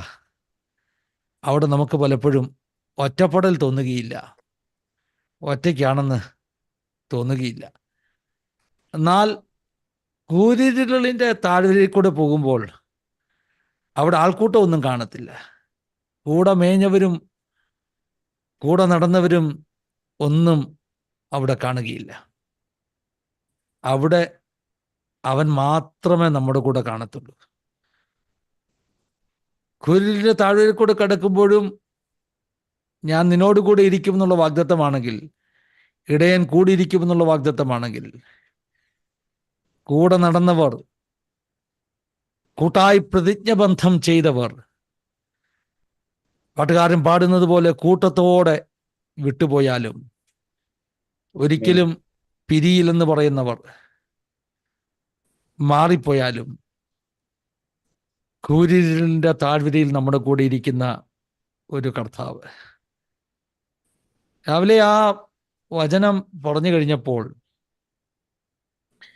എൻ്റെ മനസ്സിൽ വന്ന ഒരു ഇമേജ് ഞാൻ പങ്കുവെക്കാം. എല്ലാ സാധ്യതകളും അസ്തമിക്കുമ്പോൾ ഒരുപക്ഷെ ഈ പറഞ്ഞതുപോലെ എല്ലാവരും കൈവിട്ട ഒരു പരിസ്ഥിതിയിൽ നിൽക്കുമ്പോൾ കൂട്ടത്തോടെ എല്ലാവരും വിട്ടുപോയ സാഹചര്യത്തിൽ നാം നിൽക്കുമ്പോൾ കർത്താവ് നമ്മുടെ കൂടെ ഇരുന്നാൽ, പരിശുദ്ധാത്മാവ് നമ്മുടെ കൂടെ ഇരുന്നാൽ, അവിടുന്ന് സകല സിറ്റുവേഷൻ്റെയും നിയന്ത്രണം ഏറ്റെടുക്കുന്നവനാണ്. നമ്മളേക്ക് ഇടയ്ക്ക് പറയത്തില്ലേ, ഗോഡ് ഈസ് ഇൻ കൺട്രോൾ എന്ന് പറയത്തില്ലേ? God is in control. നമ്മള് ഇംഗ്ലീഷില് പാടുന്ന ആ പാട്ടാണ്, നമ്മളിങ്ങനെ പാടും, വെൽക്കം ഹോളി സ്പിരിറ്റ്, പരിശുദ്ധാത്മാവേ സ്വാഗതം, പരിശുദ്ധാത്മാവേ സ്വാഗതം. അത് പാടിയിട്ട് ആ പാട്ടിൽ നമ്മൾ പറയുന്നത് ടേക്ക് കംപ്ലീറ്റ് കൺട്രോൾ എന്ന, പൂർണ്ണമായ കൺട്രോൾ പരിശുദ്ധാത്മാവെ നീ ഏറ്റെടുക്കണം. പൂർണ്ണമായ കൺട്രോൾ ഏറ്റെടുക്കണം എന്ന് പറഞ്ഞാൽ എന്താ? ഞാൻ പറഞ്ഞല്ലോ, രാവിലത്തെ ഫാസ്റ്റിംഗ് പ്രയറിന് ഈ വചനം പറഞ്ഞപ്പോൾ എൻ്റെ ഹൃദയത്തിൻ്റെ അകത്ത് ഒരു ഇമേജ് ഇങ്ങനെ വന്നു. ആ ഇമേജ് ഇങ്ങനെയാണ്: ഒരു വണ്ടി ഓടിക്കുന്ന ഡ്രൈവറിന് പെട്ടെന്ന് എന്തെങ്കിലും അസുഖം വരുന്നു, ഓടിക്കൊണ്ടിരിക്കുന്ന വണ്ടിയാണ്, എന്ത് സംഭവിക്കും? വണ്ടിയുടെ കൺട്രോൾ പോവും. ഓടിക്കൊണ്ടിരിക്കുന്ന ട്രെയിൻ ഓടിക്കുന്ന എൻജിൻ ഡ്രൈവറിന് പെട്ടെന്ന് ഒരു ബോധക്ഷയം ഉണ്ടായാൽ ആ ട്രെയിൻ ഇങ്ങനെ ഓടിക്കൊണ്ടിരിക്കും. ആ ട്രെയിൻ ഇങ്ങനെ ഓടിക്കൊണ്ടിരിക്കുക. അടുത്ത റെഡ് സിഗ്നൽ ആണോ, ബ്രേക്ക് ചെയ്യണോ, ഇതൊന്നും അയാൾക്ക് അറിയാൻ പറ്റുന്നില്ല, ഓടിക്കൊണ്ടിരിക്കുക, കൺട്രോൾ പോയിരിക്കുക. പക്ഷെ നിങ്ങളൊന്ന് ശ്രദ്ധിച്ചേ, പെട്ടെന്ന് ഒരു റെസ്ക്യൂ ഓപ്പറേഷൻ, ഈ ഓടുന്ന ട്രെയിനെ നിർത്തണം, അല്ലെങ്കിൽ ഈ ഓടുന്ന വണ്ടിയെ നിർത്തണം. അതിന് പാരലായിട്ട് ഓടുന്ന ഒരു വണ്ടിയിൽ നിന്നോ ഒരു ഹെലികോപ്റ്ററിൽ നിന്നോ ഒരാൾ ഒരു കയറേൽ കെട്ടി ഇറങ്ങി ഈ എൻജിൻ റൂമിൻ്റെ അകത്ത് കയറിയിട്ട് പെട്ടെന്ന് ആ സ്റ്റിയറിങ്ങെ പിടിക്കുന്നു, ബ്രേക്കിൽ ചവിട്ടുന്നു, അതിനെ കൺട്രോളിൽ കൊണ്ടുവരുന്നു. ഈ വചനം പറഞ്ഞപ്പോൾ എനിക്ക് പെട്ടെന്ന് എൻ്റെ മനസ്സിൽ വന്ന പിക്ചർ ഇതാ കേട്ടോ. When we say that take complete control, നിയന്ത്രണമില്ലാതെ ഓടിക്കൊണ്ടിരിക്കുന്ന നമ്മുടെ കൈവിട്ടുപോയ നമ്മുടെ ജീവിതത്തെ പെട്ടെന്ന് കർത്താവ് ഇറങ്ങി വന്ന് ഇൻറ്ററപ്റ്റ് ചെയ്ത് നിയന്ത്രണമില്ലാതെ പോയ ആ ഒരു വണ്ടിയെ നിയന്ത്രണത്തിൽ കൊണ്ടുവരുന്നത് പോലെ, സ്റ്റിയറിങ്ങിനെ നിയന്ത്രണത്തിൽ കൊണ്ടുവരുന്നത് പോലെ പെട്ടെന്ന് പരിശുദ്ധാത്മാവ് കൺട്രോൾ ഏറ്റെടുക്കുക. വിശ്വസിക്കാൻ പറ്റുമോ? പരിശുദ്ധാത്മാവ് പെട്ടെന്ന് കൺട്രോൾ ഏറ്റെടുക്കുമെന്ന്. എനിക്ക് ആ ഇമേജറി ഒത്തിരി എനിക്ക് ഇഷ്ടപ്പെട്ടു. എൻ്റെ ഹൃദയത്തിൽ വലിയൊരു ആ ചിത്രം, ശരിക്കും ഞാൻ ആ വചനം പറഞ്ഞപ്പോൾ അങ്ങനെ ഒരു ചിത്രം എൻ്റെ മനസ്സിൽ കണ്ടുകൊണ്ട് പറയാനിടയാച്ചത്. ഈ പ്രഭാതത്തിൽ എന്നെ കേൾക്കുന്ന ഓരോ ദൈവമക്കളോടും പറയുക, കൂരികളുടെ താഴ്വരയിൽ കൂടെ നടക്കുമ്പോൾ, നാം നടന്നു പോകുമ്പോൾ അവൻ ഇറങ്ങി വരും. നമ്മുടെ സകല കൺട്രോളും പോയി, നമ്മുടെ നിയന്ത്രണത്തിൽ നിന്ന് നമ്മുടെ കൈവിട്ടുപോയ വിഷയങ്ങളിൽ പോലും അവൻ അതിനെ ഏറ്റെടുത്തു കഴിഞ്ഞാൽ, നിങ്ങളുടെ കൈവിട്ടുപോയ വിഷയത്തെ സ്വർഗം ഏറ്റെടുക്കുമെന്ന് ഇന്ന് ഈ പ്രഭാതത്തിൽ എത്ര പേർ വിശ്വസിക്കും? നമ്മുടെ കൈവിട്ടുപോയ വിഷയത്തെ നമുക്കിനി ഒന്നും ചെയ്യാനില്ല. ഇനിയൊന്ന് ശ്രദ്ധിച്ചേ, ആ ഒരു എൻജിൻ റൂമിലേക്ക്, തീവണ്ടിയുടെ എൻജിൻ റൂമിലേക്ക് ആള് കയറിയിട്ട് കൺട്രോൾ ഏറ്റെടുത്ത് കഴിഞ്ഞാൽ നമ്മൾ ക്ഷീണിച്ചവിടെ ഇരിക്കുക, നമ്മളോട് പറയും വിശ്രമിച്ചു, റെസ്റ്റ് എടുത്തു, നീ ഒന്നും അറിയണ്ട, നീ ഒന്നും അറിയണ്ട, ഞാൻ നിയന്ത്രണം ഏറ്റെടുത്തു, ഞാൻ നിയന്ത്രണം ഏറ്റെടുത്തു. ഇനി ഈ വണ്ടി ഇങ്ങനെ മുമ്പിലോട്ട് പോയിക്കൊണ്ടിരിക്കും, ഈ വണ്ടി ഇങ്ങനെ മുമ്പിലോട്ട് പോയിക്കൊണ്ടിരിക്കും. പിന്നെ നമുക്ക് ഈ പുറകിലിരിക്കുന്ന ആൾക്ക് സജഷൻസ് ഒന്നും കൊടുക്കേണ്ട കാര്യമില്ല, അങ്ങനെ ചെയ്യ്, ഇങ്ങനെ ചെയ്യ്. കാരണം നമ്മൾ ക്ഷീണിച്ചു, നമ്മുടെ കൈ പൊക്കി. നമ്മൾ മലയാള ഭാഷ നമ്മൾ പഠിത്തില്ലേ, സുല്ലിട്ടെന്ന്. നമ്മൾ സുല്ലിട്ടു, തോൽവി സമ്മതിച്ചു, ഇനിയും ബാക്കി കർത്താവാ ചെയ്യുന്നത്. നമ്മൾ സുല്ലിട്ട് കഴിഞ്ഞാലേ കർത്താവ് ചെയ്യത്തുള്ളൂ ചിലത്. നമ്മൾ പലപ്പോഴും ഈ സുല്ലിടാത്തുണ്ട്. സുല്ലിടുക എന്ന് പറഞ്ഞാൽ അറിയാമല്ലോ, നമ്മൾ ഈ കൊച്ചു ക്ലാസ്സുകളിലൊക്കെ ഈ പിള്ളേർ പറയായിരുന്നു സുല്ലിട്. ഞങ്ങളുടെ നാട്ടിൽ എനിക്കറിയില്ല, തോൽവി സമ്മതിച്ചു. നമ്മൾ സുല്ലിട്ട് കഴിഞ്ഞാൽ കർത്താവ് പറയും, ഞാൻ ഇനിയും കൺട്രോൾ ചെയ്തോളാം, നീ ഇനിയും വെറുതെ അവിടെ ഇരുന്നാൽ മതി. Sit back and relax, sit back and relax. പണ്ട് ഞങ്ങൾ ഈ വിൻഡോസ് ലോഡ് ചെയ്യുമ്പോൾ, പഴയ കാലത്ത് ഒരു 98, 99, 2000 വർഷങ്ങളിലൊക്കെ നമ്മൾ ഈ കമ്പ്യൂട്ടർ പുതിയ സോഫ്റ്റ്വെയർ ഇടുമ്പോൾ, അല്ലെങ്കിൽ പഴയ വിൻഡോസിന് പ്രോബ്ലം ഒന്ന് റീഇൻസ്റ്റാൾ ചെയ്യുമ്പോൾ, അന്നത്തെ സമയത്ത് അതൊരു വലിയ പ്രോസസ്സായിരുന്നു, ഇന്നത്തെ പോലെ അല്ലായിരുന്നു. അപ്പോൾ ഇങ്ങനെ നമ്മൾ വിൻഡോസ് ലോഡ് ചെയ്യാനുള്ള കമാൻഡ് എല്ലാം കൊടുത്ത് കുറേ അതിൻ്റെ സെറ്റപ്പ് ഒക്കെ ചെയ്ത് കഴിയുമ്പോൾ അവസാനം ഒരു സ്ക്രീൻ വരും, now you can sit back and relax എന്ന് പറഞ്ഞാൽ ഇപ്പം പണിയൊക്കെ കഴിഞ്ഞ് ഇനി പ്രോസസ്സ് നടക്കുക, നിങ്ങൾ വെറുതെ ചാരി ഇങ്ങനെ ഇരിക്കുക, കണ്ടോണ്ടിരുന്നോ, ബാക്കി ഞങ്ങൾ ചെയ്തോളാം. ദൈവം ഇതാ നമ്മളോട് പറയുന്നത്, now you can sit back and relax. നിന്റെ കയ്യിൽ നിന്ന് ഞാൻ വിഷയം ഏറ്റെടുത്ത് കഴിഞ്ഞു, ഇനി നീ കൈയും കാലും വിട്ട് അടിക്കണ്ട, ഇനിയും പപ്രാളം പിടിക്കണ്ട, ഇനിയും ടെൻഷൻ ആകണ്ട, now you can sit back and relax. അങ്ങനെ ചെയ്യാൻ പറ്റുമോ? നമ്മുടെ പ്രശ്നം, നമ്മളൊരു വിഷയം ദൈവത്തിൻ്റെ കരങ്ങളിലേക്ക് ഏൽപ്പിച്ചു കൊടുത്തു കഴിഞ്ഞ ശേഷവും പിന്നെയും നമ്മളങ്ങ് ടെൻഷൻ ആകുക. കർത്താവ് മുൻപിൽ നിന്ന് കാര്യങ്ങൾ ചെയ്യുമ്പോഴും നമ്മൾ പുറയിൽ ചാടി ചാടി ചാടി ബൊപ്രാളം പിടിച്ച് നിൽക്കുക. കർത്താവ് പറഞ്ഞ് നീ അവിടെ ഇരിക്കുക, ശാന്തമായിട്ടിരിക്കുക, I am in control, now you can sit back and relax. ഞാൻ ഈ കഴിഞ്ഞ വീക്കിലെ കൽക്കത്തയിൽ പോയി ഒരു ബൈബിൾ കോളേജുമായിട്ട് ബന്ധപ്പെട്ട മീറ്റിങ്ങിന് ഒരു 2-3 ദിവസം അവിടെയായിരുന്നു. ബൈബിൾ കോളേജിൻ്റെ ഗ്രാജുവേഷൻ ആയിരുന്നു. അപ്പം ഗ്രാജുവേഷൻ്റെ പ്രോഗ്രാം കഴിഞ്ഞപ്പോൾ ആ ഗ്രാജുവേഷൻ സർവീസിന് അധ്യക്ഷനായിരുന്ന ദേവദാസൻ, ആ ബൈബിൾ കോളേജിൻ്റെ ഒരു സീനിയറായിട്ടുള്ള ഒരു അധ്യാപകനാണ്. എനിക്ക് തോന്നുന്നത് ഇതിൻ്റെ രജിസ്ട്രാറോ ഡീനോ അങ്ങനെ എങ്ങാണ്ടാണെന്ന് എനിക്ക് തോന്നുന്നു. ആ ദേവദാസൻ ഇങ്ങനെ ഗ്രാജുവേഷൻ സർവീസ് എല്ലാം കഴിഞ്ഞപ്പോൾ ഞങ്ങൾ പാസ്റ്റേഴ്സ് എല്ലാം കൂടെ ഒരു റൂമിൽ ഒന്നിച്ചിരുന്നപ്പോൾ പറഞ്ഞു, ഞാൻ ആദ്യമായിട്ടാണ് ഒരു ഗ്രാജുവേഷൻ പ്രോഗ്രാം പ്രിസൈഡ് ചെയ്യുന്നത്, ഞാൻ ആദ്യമായിട്ട് ചെയ്യുന്നതെന്ന് പറഞ്ഞു. അപ്പം മറ്റു ദേവദാസന്മാർ അദ്ദേഹത്തിൻ്റെ കൂട്ടുകാർ പറഞ്ഞു, എന്നാൽ പിന്നെ ഇത് നേരത്തെ പറയാൻ വയ്യായിരുന്നു ആദ്യമായിട്ടാണ് ചെയ്യുന്നതെന്ന്. ചെയ്ത് കഴിഞ്ഞിട്ടാണ് പറയുന്നത് ഞാൻ ആദ്യമായിട്ടാണ് ഇത് ചെയ്യുന്നതെന്ന്. അപ്പം അദ്ദേഹം പറഞ്ഞു, ഈ ഓപ്പറേഷൻ ചെയ്യാൻ വേണ്ടി പേഷ്യൻറ്റിനെ ഓപ്പറേഷൻ ടേബിളിൽ കിടത്തുമ്പോഴേ ഡോക്ടർ വന്നിട്ട് പറയാ, ഞാൻ ആദ്യമായിട്ടാണ് ഇത് ചെയ്യാൻ പോകുന്നത് കേട്ടോ എന്ന് പറഞ്ഞാൽ പേഷ്യൻറ്റിന് എന്തൊരു ടെൻഷനായിരിക്കും. അപ്പം ഡോക്ടർ ആദ്യമായിട്ടാണ് ചെയ്യുന്നതെങ്കിലും ഇത് പറയത്തില്ല. ഡോക്ടർ ഓപ്പറേഷൻ കഴിഞ്ഞിട്ട് വേണമെങ്കിൽ ചിലപ്പം ഇങ്ങനെ രഹസ്യമായിട്ട് പറഞ്ഞു തന്നിരിക്കും, എൻ്റെ ഫസ്റ്റ് ഓപ്പറേഷൻ ആയിരുന്നു, സക്സസ് ആയി. ചെയ്യുന്നതിന് മുമ്പ് പറയത്തില്ല. ചെയ്യുന്നതിന് മുമ്പ് പറഞ്ഞാൽ അല്ല, ഇത് പറയാതാണ് ചെയ്യുന്നതെങ്കിലും ഈ നമ്മളെ ബോധം കെടുത്തിയിട്ട് എന്തിനാ ഈ ഓപ്പറേഷൻ ചെയ്യുന്നതെന്നറിയാമോ? എൻ്റെ ഒരു ചിന്തയാണ്, നമ്മളെന്തിനാ സെഡേഷനൊക്കെ തന്ന് ബോധം കെടുത്തിയിട്ട് എന്തിനാ? അല്ലെങ്കിൽ തന്നെ ഓപ്പറേഷൻ ചെയ്യുമ്പോൾ ഈ കണ്ണിന് മുമ്പിൽ ഒരു ബ്ലൈൻഡ് ചെയ്യാൻ വേണ്ടി എന്തെങ്കിലും ഒന്ന് വെക്കും അല്ലേ ചിലപ്പോഴൊക്കെ. കണ്ണ് കെട്ടും. എന്തിനാ ഇത് ചെയ്യുന്നതെന്നറിയാം? ഇല്ലേ പിന്നെ നമ്മളവിടെ അടങ്ങിക്കിടക്കത്തില്ല. നമ്മൾ പിന്നെ ഡോക്ടർക്ക് സജഷൻ കൊടുക്കും, അങ്ങനെ ഇങ്ങനെ ചെയ്യുന്നൊക്കെ പറയും. നമ്മൾ മനസ്സിലാക്കേണ്ട ഒരു കാര്യം, കർത്താവിൻ്റെ കൺട്രോളിൽ ഒരു കാര്യം കൊടുത്താൽ പിന്നെ അടങ്ങി ഓപ്പറേഷൻ ടേബിളിൽ കിടക്കുക, മിണ്ടണ്ട, കണ്ണ് കെട്ടി കിടക്കുക, റിലാക്സ് ചെയ്യുക. കർത്താവെല്ലാം നന്നായിട്ട് ചെയ്യും. ആദ്യമായിട്ട് ഓപ്പറേഷൻ ചെയ്യുന്ന ആളല്ല, ആയിരക്കണക്കിന് വർഷമായി എത്രയോ പേരെ ഓപ്പറേഷൻ ചെയ്ത് ഒരു പ്രാവശ്യം പോലും കർത്താവ് വന്നിട്ട് പറഞ്ഞിട്ടില്ല സോറി ഫെയിലായിപ്പോയെന്ന് പറഞ്ഞിട്ടില്ല. ഇന്ന് വരെ കർത്താവ് ചെയ്ത ഓപ്പറേഷനൊക്കെ കറക്റ്റായിട്ട്. റോബോട്ടിക് സർജറിയേക്കാൾ ഇന്ന് ആളുകൾക്ക് വിശ്വാസം റോബോട്ടിക് സർജറി ഇല്ല അല്ലേ, AI ഉപയോഗിച്ചുള്ള സർജറി, ആർട്ടിഫിഷ്യൽ ഇന്റലിജൻസ് ഉപയോഗിച്ചുള്ള സർജറി. മനുഷ്യന്റെ കരുത്തിനേക്കാൾ കൂടുതൽ ഇന്ന് മനുഷ്യന് വിശ്വാസം യന്ത്രമനുഷ്യന്റെ കരുത്തിനാണ്. കാരണം മനുഷ്യന്റെ കരുത്തിന് എറർ ഉണ്ടാകാം. യന്ത്രമനുഷ്യൻ ചെയ്യുന്ന റോബോട്ടിക് സർജറിയിൽ ഇന്ന് ആളുകൾക്ക് വിശ്വാസം, കാരണം മനുഷ്യന് പറ്റുന്ന മാനുഷികമാകുന്ന പരിമിതികൾ, എറർ ഇല്ലല്ലോ. റോബോട്ടിക് സർജറിയെക്കാട്ടിലും വിശ്വസിക്കാൻ പറ്റുന്ന സർജറിയാണ് കർത്താവിന്റെ സർജറി. പറ്റത്തില്ല.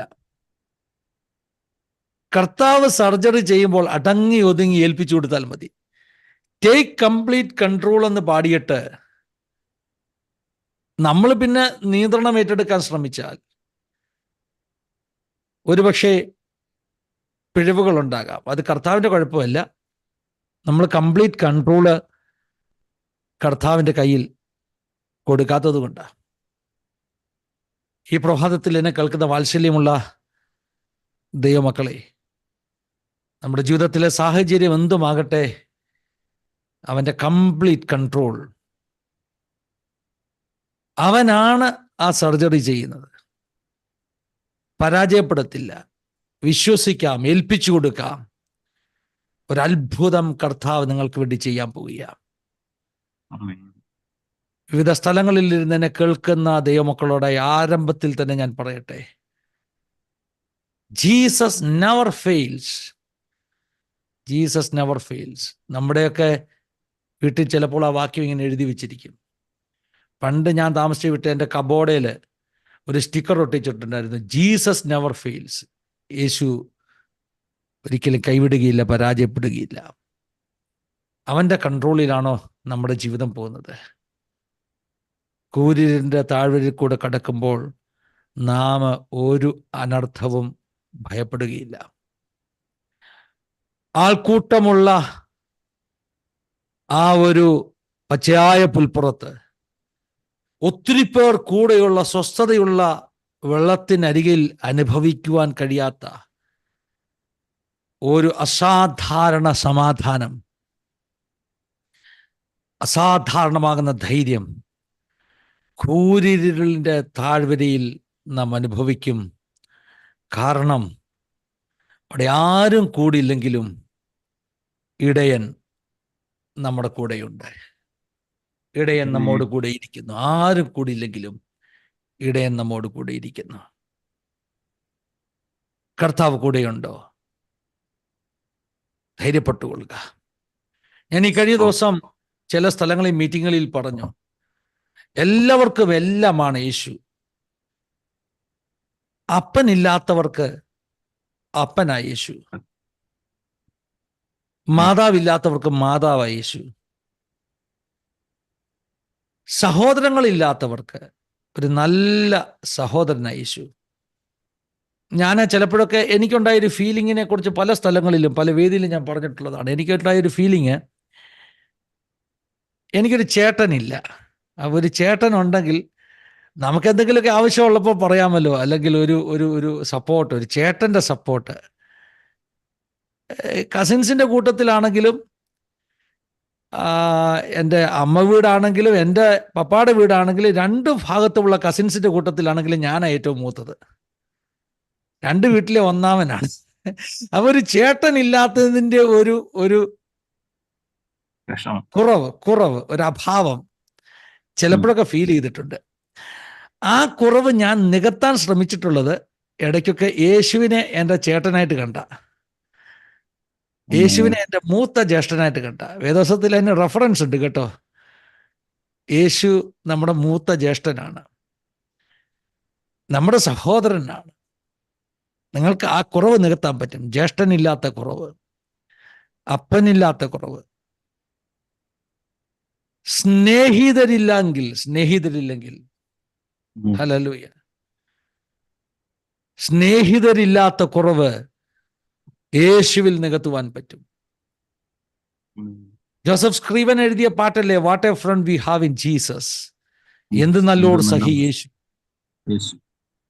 ജോസഫ് സ്ക്രീവൻ പാട്ടല്ല എഴുതിയത്, അദ്ദേഹം ഒരു കവിതയാണ് എഴുതിയത്. അദ്ദേഹത്തിന്റെ അമ്മയ്ക്ക് എഴുതിയ കത്താണ്. ജോസഫ് സ്ക്രീവൻ കാനഡയിൽ താമസിക്കുമ്പോൾ, എനിക്ക് തോന്നുന്നു അയർലൻഡിലോ സ്കോട്ട്ലൻഡിലോ ഉള്ള UK-യിലുള്ള തൻ്റെ അമ്മയ്ക്ക് കത്തെഴുതിയതാ. അമ്മ രോഗിയാണെന്നറിഞ്ഞു, പക്ഷെ പെട്ടെന്ന് ചെന്നെത്താൻ പറ്റത്തില്ല. അദ്ദേഹം എഴുതിയ കത്താണ്. അമ്മ അവിടെ ഒറ്റയ്ക്കാണ്. അമ്മയുടെ മകന് ഓടി അരികിലെത്താൻ പറ്റത്തില്ല കേട്ടോ. പക്ഷേ എപ്പോഴും അരികിലിരിക്കുന്ന ഒരു സ്നേഹിതനുണ്ട്. എല്ലാ തുമ്പങ്ങളും എല്ലാ സങ്കടങ്ങളും തുറന്നു പുറവാൻ കഴിയുന്ന ഒരു സ്നേഹിതനുണ്ട്. ജോസഫ് സ്ക്രീവൻ എഴുതിയ കവിത അതൊരു പോയമായിരുന്നു. പിന്നീടാണ് ആ പോയം മ്യൂസിക്കൊക്കെ കൊടുത്ത് സംഗീതമൊക്കെ കൊടുത്ത് അതൊരു പാട്ടാക്കി പാടി നമ്മളിന്ന് പാടുന്ന വാട്ട് എ ഫ്രണ്ട് എന്ന പാട്ടായി തീർന്നത്. അമ്മയ്ക്ക് മകൻ എഴുതി അയക്കുന്ന കത്ത. എന്താണ് കത്ത്? അമ്മേ, ഒരു നല്ല കൂട്ടുകാരനുണ്ട് കേട്ടോ. അമ്മയുടെ മകന് ആ കിടക്കക്കരികിൽ എത്തുവാൻ പറ്റുകയില്ല, പക്ഷേ എല്ലാം തുറന്നു പുറവാൻ കഴിയുന്ന, ഹൃദയത്തിൻ്റെ എല്ലാ വേദനയും എല്ലാ പരിഭവങ്ങളും തുറന്നു പുറവാൻ കഴിയുന്ന ഒരു നല്ല സ്നേഹിതൻ യേശു എത്രയോ ദൈവമക്കളാ കഴിഞ്ഞ പതിറ്റാണ്ടുകളാ പാട്ടുപാടി ആശ്വസിച്ചത്. യേശു നിങ്ങളുടെ ഏറ്റവും നല്ല സ്നേഹിതനാ. എനിക്ക് തോന്നുന്നു ഈ കാലഘട്ടത്തിലെ നമ്മുടെ തലമുറയിലെ ഏറ്റവും വലിയ പ്രശ്നം ലോൺലിനെസ് ആണെന്ന് തോന്നുന്നു. ഏകാന്തത. നമ്മുടെ ജനറേഷൻ, ഈ ഓരോ ജനറേഷനും പേര് കൊടുത്തിട്ടുണ്ട്. എൻ്റെ മോള് കഴിഞ്ഞ ദിവസം എന്നോട് പറഞ്ഞു, ഡാഡി ഏത് ജനറേഷനിലെയാ? ലെറ്റ് മീ ചെക്ക് ഇറ്റ് എന്ന് പറഞ്ഞു. അവൾ ഗൂഗിളിൽ സെർച്ച് ചെയ്തിട്ട് പറഞ്ഞു, ഡാഡി ജനറേഷൻ എക്സ് ആന്ന് പറഞ്ഞു. Generation X. അപ്പം ഞാൻ ചോദിച്ചു, നീ ഏത് ജനറേഷൻ? അവൾ പറഞ്ഞു, ഞാൻ ജനറേഷൻ സി ആന്ന് പറഞ്ഞു. ഇസഡ്, നമ്മുടെ മലയാളത്തിൽ, നമ്മുടെ ഇന്ത്യയിൽ ഇസഡ് എന്ന് പറയത്തില്ല, സി. ഞങ്ങൾ ജനറേഷൻ സി ആന്ന് പറഞ്ഞു. അപ്പം അവർ ജനറേഷൻ സി, ഞാൻ ജനറേഷൻ എക്സ്. പക്ഷെ ഞാൻ നമ്മുടെ തലമുറയെ വിളിക്കുന്നത് എന്താണെന്ന് അറിയാമോ? ഏറ്റവും ഒറ്റപ്പെട്ട തലമുറ എന്ന്. Isolated generation. ഒരു മുറിക്കകത്ത് കയറി ഒരു വെർച്വൽ വേൾഡിൽ ഇങ്ങനെ ഇരിക്കുന്ന ഒരു തലമുറ. വെർച്വൽ വേൾഡ് എന്ന് പറഞ്ഞാൽ അറിയത്തില്ലേ? കൂട്ടുകാരുണ്ട്. ഏകാന്തത എന്ന് പറയുമ്പോൾ മനസ്സിലാക്കണം, അതിൻ്റെ അർത്ഥം ഫ്രണ്ട്സ് ഇല്ലെന്നല്ല. ഫേസ്ബുക്കിൽ 5000 ഫ്രണ്ട് ഉണ്ട്. ഇനി ഒരാളെ കൂടെ ആഡ് ചെയ്യാൻ പറ്റത്തില്ല. ചിലർക്കൊക്കെ നമ്മൾ ഫ്രണ്ട് റിക്വസ്റ്റ് അയച്ചാൽ അവരോട്, പാസ്റ്ററെ എൻ്റെ ഫേസ്ബുക്ക് ഫുള്ളായി, ആരെങ്കിലും ഡിലീറ്റ് ചെയ്യാതെ പാസ്റ്ററെ add ചെയ്യാനൊക്കത്തില്ല. They have 5,000 friends in their Facebook, but still they are lonely in their life. 5000 പേരുണ്ട് കേട്ടോ, പക്ഷെ എല്ലാം മുഖം കണ്ടിട്ടില്ലാത്ത, മുഖം അറിയാത്ത വെർച്വൽ ഫ്രണ്ട്സാ. ഏകാന്തത. ജനറേഷൻ സിയുടെ ഒരു പ്രത്യേകത, അല്ലെങ്കിൽ നമ്മളെപ്പോലുള്ള ജനറേഷൻ എക്സിന്റെ, ഐയുടെ, ഇസഡിന്റെ ഒക്കെ പ്രത്യേകത, നാം ചരിത്രത്തിലെ ഏറ്റവും അധികം ഐസോലേറ്റ് ചെയ്യപ്പെട്ട, ഏകാന്തത അനുഭവിക്കുന്ന ഒരു ജനറേഷനാണ്. രാവിലത്തെ ഫാസ്റ്റിംഗ് പ്രയറിന് ഞാൻ ഞങ്ങളുടെ പ്രയർ റൂമിൽ വന്നപ്പോൾ എൻ്റെ ഹൃദയത്തിനകത്ത് പെട്ടെന്ന് ആ വാക്ക് മനസ്സിൽ കടന്നു വരുവാനിടയായി തീർന്നു. ഏകാന്തത, ഹിന്ദിയിൽ അകേലാപ്പൺ എന്ന് പറയും, ഒറ്റപ്പെടൽ. എൻ്റെ മനസ്സിനകത്ത് ആ ഒരു ചിന്ത വരുവാനിടയായി തീർന്നു. ഏകാന്തതയെക്കുറിച്ച്, ഏകാന്തതയ്ക്ക് കൂട്ടിയിരിക്കുന്ന യേശുവിനെ കുറിച്ച്, ആൾക്കൂട്ടത്തിന്റെ നടുവിലല്ല, ഒറ്റയ്ക്കിരിക്കുമ്പോൾ, ആരുമില്ലാത്തപ്പോൾ കൂടിയിരിക്കുന്ന യേശുവിനെ കുറിച്ച് ഒരു പാട്ട് എഴുതണം എന്നൊരു ചിന്ത വരുവാനിടയായിട്ടുണ്ട്. പാട്ട് എഴുതിയില്ല, രാവിലെ വന്നൊരു ചിന്തയെ, എന്തോ പരിശുദ്ധാത്മാവ് നൽകിയ ഒരു തോട്ട. അപ്പൊ ഞാൻ എൻ്റെ മനസ്സിൽ പറഞ്ഞു, അങ്ങനെയുള്ള ഒത്തിരി പാട്ടുണ്ടല്ലോ, ഒത്തിരി പാട്ട് അങ്ങനെയുള്ളതുണ്ട്. നമ്മുടെ മലയാളത്തിൽ തന്നെ എൻ്റെ മലയാളം വാക്കുകൾ എനിക്ക് വിട്ടുപോകുന്നു. ജബ് മേനെ സോച്ചാ കി മേ അക്കേലാ ഹൈ, പലനാൾ കരുതി ഞാൻ ഏകനെന്ന്, അന്നാളിൽ അവൻ എന്നോട് ചൊല്ലി, ലോകാന്ത്യത്തോളം കൂടെയിരിക്കുന്നവൻ, കർത്താവിൽ സന്തോഷം അവനൻ ബലം. അല്ലേ? അപ്പൊ പെട്ടെന്ന് ആ പാട്ട് എൻ്റെ മനസ്സിലേക്ക് ഓടി വന്നു. കർത്താവിൽ സന്തോഷം അവനൻ ബലം. പലപ്പം ഞാൻ കരുതി ഞാൻ ഒറ്റയ്ക്കാണെന്ന്, പക്ഷെ അന്നാളിൽ അവൻ എന്നോട് ചൊല്ലി, ലോകാന്ത്യത്തോളവും ഞാൻ നിന്നോട് കൂടി ഇരിക്കും. അപ്പൊ ഞാൻ പറഞ്ഞു, കർത്താവ് ഓൾറെഡി അങ്ങനെ ഒരു പാട്ടുണ്ടല്ലോ. ഞാനിങ്ങനെ പ്രാർത്ഥിച്ച, കർത്താവ് എനിക്ക് വ്യത്യസ്തമാകുന്ന ഒരു തീം തരണം. ആ പാട്ട് അല്ല, അതുപോലെയുള്ള മറ്റൊരു പാട്ടല്ല, എനിക്ക് വ്യത്യസ്തമാകുന്ന ഒരു തീം തരണം, ഏകാന്തതയെക്കുറിച്ച്. അങ്ങനെ പ്രാർത്ഥിച്ചപ്പോൾ എൻ്റെ ഹൃദയത്തിൽ ദൈവം തന്ന ഒരു സന്ദേശമാണ് 21 സങ്കീർത്തനത്തിലെ കൂരിരുളിൻ്റെ താഴ്വര. ആ താഴ്വരയിൽ ഞാൻ ഒറ്റയ്ക്ക് നടക്കുക, കൂട്ടിനായിട്ട് ആരുമില്ല, കൂടെ നടക്കാൻ ആരുമില്ല. പച്ചയായ പുൽപ്പുറങ്ങളിൽ എന്നോടൊപ്പം ഒത്തിരി പേരുണ്ടായിരുന്നു കേട്ടോ. സ്വസ്ഥതയുള്ള വെള്ളത്തിനരികിൽ ആൾക്കൂട്ടമായിരുന്നു. പക്ഷേ എൻ്റെ ജീവിതത്തിൻ്റെ സ്വസ്ഥത കെട്ട, എൻ്റെ ജീവിതത്തിൻ്റെ പച്ചപ്പെല്ലാം നഷ്ടപ്പെട്ട കൂരിരുളിൻ്റെ താഴ്വരയിൽ ഞാനിതാ ഒറ്റയ്ക്ക് നടക്കുകയാണ്. ജീവിതത്തിൽ ഒരിക്കലെങ്കിലും ഞാൻ ഒറ്റയ്ക്കാണ് എന്ന് തോന്നാത്ത ആരുമില്ല. എന്നെ ആർക്കും മനസ്സിലാകുന്നില്ല, ഞാൻ പറയുന്നത് ആർക്കും മനസ്സിലാകുന്നില്ല എന്ന് ഒരിക്കലെങ്കിലും ചിന്തിക്കാത്ത ആരുമില്ല. ഏകാന്തത ജീവിതത്തിൽ ഒരിക്കലെങ്കിലും അനുഭവിക്കാത്ത ആരുമില്ല. വെർച്വൽ ലോകത്ത് ഒത്തിരി കൂട്ടുകാരുണ്ടാകാം, പക്ഷെ റിയൽ വേൾഡിൽ ആരുമില്ലാത്ത അവസ്ഥ. ഇൻസ്റ്റഗ്രാമിൽ ഒത്തിരി ഫോളോവേഴ്സ് ഉണ്ടാകാം, പക്ഷെ ജീവിതത്തിൽ ഒരു മുറിക്കകത്ത് മുഖമില്ലാത്ത കൂട്ടുകാരുമായി ചാറ്റ് ചെയ്ത് സല്ലപിച്ച് ഒറ്റപ്പെട്ട് കഴിയുന്ന ഒരു തലമുറയാ നമ്മുടെ തലമുറ. വളരെ പെയിൻഫുൾ ആയിട്ടുള്ള ഒരവസ്ഥ. ശരിക്കും നമ്മുടെ തലമുറയെ ഏതിനോട് ഉപമിക്കണം? യേശു കർത്താവ് ചോദിച്ച ചോദ്യമാണ്, ഈ തലമുറ ഏതിനോട് ഉപമിക്കണം? മനുഷ്യനെ ഒറ്റപ്പെടുത്തി കളഞ്ഞിരിക്കുന്നു പിശാച്. അതിന്റെ പ്രശ്നം എന്താണെന്നറിയാം? പിശാചിനറിയാം ഒറ്റപ്പെടുത്തി കഴിഞ്ഞാൽ തകർക്കാൻ എളുപ്പമാണെന്ന്. ഒറ്റപ്പെടുത്തിയാൽ തകർക്കാൻ എളുപ്പമാണ്. കൂട്ടത്തിന്റെ അകത്ത് ഒന്നിച്ചു പോകുമ്പോൾ പിശാചിനെ ടാർഗറ്റ് ചെയ്യാൻ ബുദ്ധിമുട്ടാണ്. പക്ഷെ ഒറ്റയ്ക്ക് കിട്ടിയാൽ തകർക്കാൻ എളുപ്പമാണെന്ന് പിശാചിനറിയാം. അതുകൊണ്ട് പിശാച് എന്ത് ചെയ്യും? പിശാച് നമ്മളെ ഒറ്റയ്ക്കാക്കും. ഉൽപ്പത്തി പുസ്തകം മുതലുള്ള ചരിത്രം അതാ കേട്ടോ. ചരിത്രത്തിൽ പരാജയപ്പെട്ടവർ, ചരിത്രത്തിൽ തോറ്റുപോയിട്ടുള്ളവർ പലരും അവരൊറ്റപ്പെട്ടപ്പോഴാണ് തോറ്റുപോയിട്ടുള്ളത്. ഒറ്റയ്ക്കായിരുന്നപ്പോഴാണ് പിശാച് അവരെ തകർത്തത്. ആദ്യത്തെ ആദം, ഹവ്വ, ആദവും ഹവ്വയും ഒന്നിച്ചിരുന്നപ്പോഴല്ല പിശാച് പരീക്ഷിക്കുവാൻ അടുത്തു വന്നത്. അല്പസമയത്തേക്ക് ഏതോ കാരണത്താൽ അകന്നിരുന്നപ്പോഴാ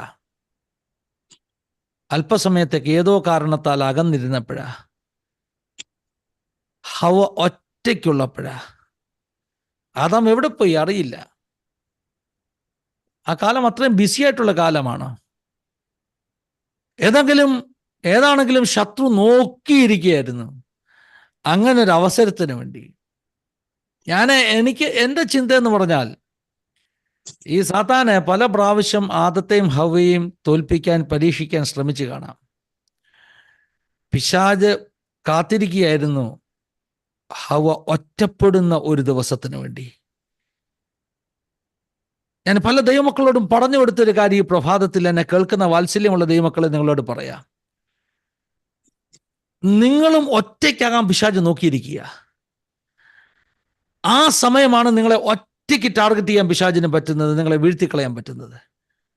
കുടുംബത്തിൽ ഒരു ചെറിയ പ്രശ്നം ഉണ്ടാക്കി നിങ്ങളൊന്ന് ഒറ്റപ്പെടുന്ന ഒരു സമയമുണ്ടല്ലോ, അത് പിശാചിന്റെ ഗോൾഡൻ ടൈമാ.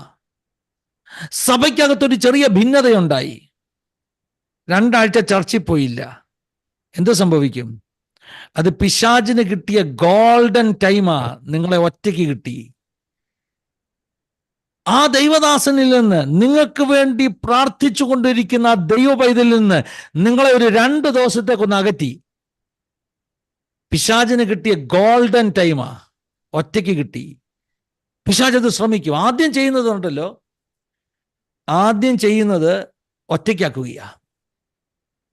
ഒറ്റയ്ക്കാക്കുക. കാരണം കൂട്ടത്തിൽ നിന്ന് നിങ്ങളെ പൊക്കാൻ പറ്റത്തില്ലെന്ന് അവനറിയാം.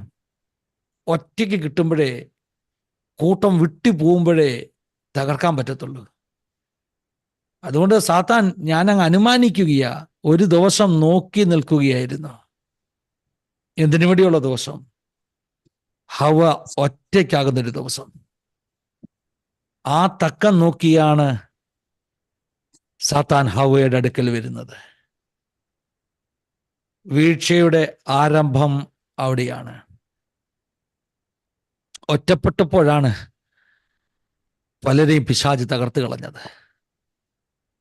യേശു കർത്താവും ഉപവസിക്കുവാൻ ഒറ്റയ്ക്ക് മരുഭൂമിയിൽ പോയി ഇരുന്നപ്പോഴല്ലേ സാത്താൻ പരീക്ഷിക്കുവാൻ അടുക്കൽ വന്നത്? പൗലോസ് അതുകൊണ്ടാകാം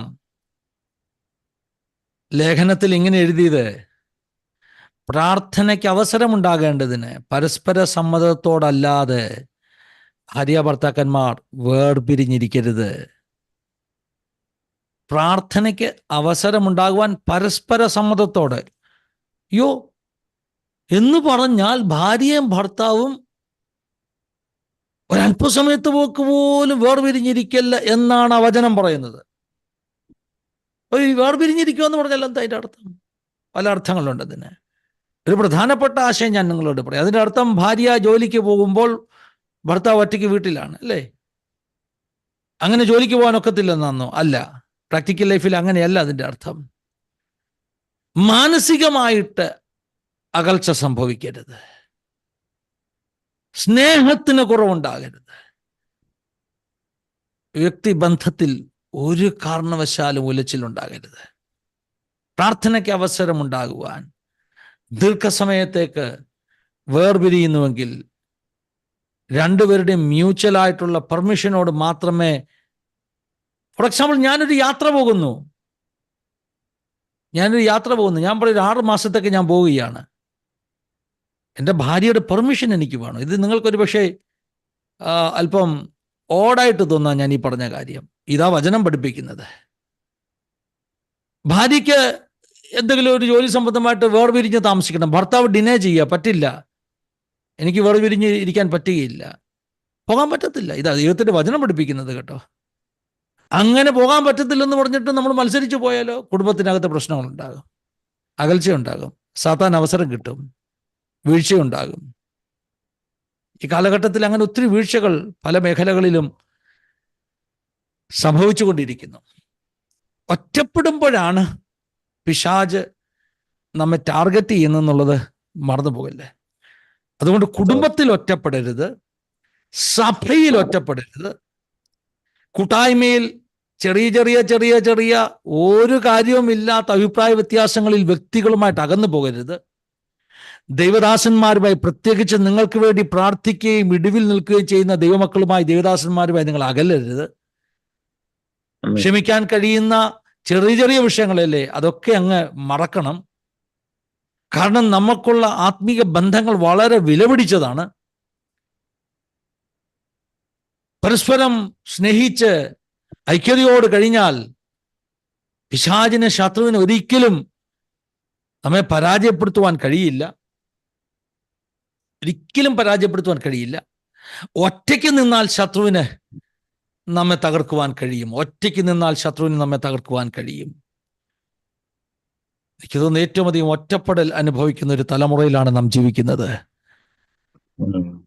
ഇവിടെ നമുക്ക് കൂട്ടായ്മ വേണം കേട്ടോ. കുറേ വാക്യങ്ങൾ വായിക്കണമെന്ന് എനിക്ക് ആഗ്രഹമുണ്ട്. പക്ഷേ സഭാപ്രസംഗിയുടെ പുസ്തകത്തിലെ 1-2 വാക്യങ്ങൾ നമുക്കൊന്ന് നോക്കാം. 4-ാം അധ്യായത്തിൽ പറയുന്നത്, ഏകാഗിയായ ഒരു മനുഷ്യനെ കുറിച്ച് പറഞ്ഞു തുടങ്ങുകയാണ്. ഏകാഗിയായ ഒരു മനുഷ്യൻ, ഏകാഗിയായ ഒരുത്തനുണ്ട് എന്ന് പറഞ്ഞു തുടങ്ങുകയാണ്. ഏകാഗിയായ ഒരുത്തനുണ്ട്. സഭാപ്രസംഗി 4:7 മുതൽ വായിച്ചാൽ, ഞാൻ പിന്നെയും സൂര്യന് കീഴെ മായ കണ്ടു. കണ്ട ഒരു വലിയ മായ. എന്താ മായ? ഏകാഗിയായ ഒരു മനുഷ്യനുണ്ട്. ദൈവത്തിൻ മകനില്ല, സഹോദരനുമില്ല, എങ്കിലും അവന്റെ പ്രയത്നത്തിനൊന്നിനും അവസാനമില്ല. അവന്റെ കണ്ണിന് സമ്പത്ത് കണ്ട് തൃപ്തി വരുന്നില്ല. ഇതൊന്ന് നോക്കിക്കേ, ഇതെത്ര രസകരമായ വാക്യമല്ലേ. ഞാൻ ഈ കഴിഞ്ഞ ഒരു 2 മാസം കൊണ്ട് സഭാപ്രസംഗിയുടെ പുസ്തകം ശരിക്കും പഠിച്ചു.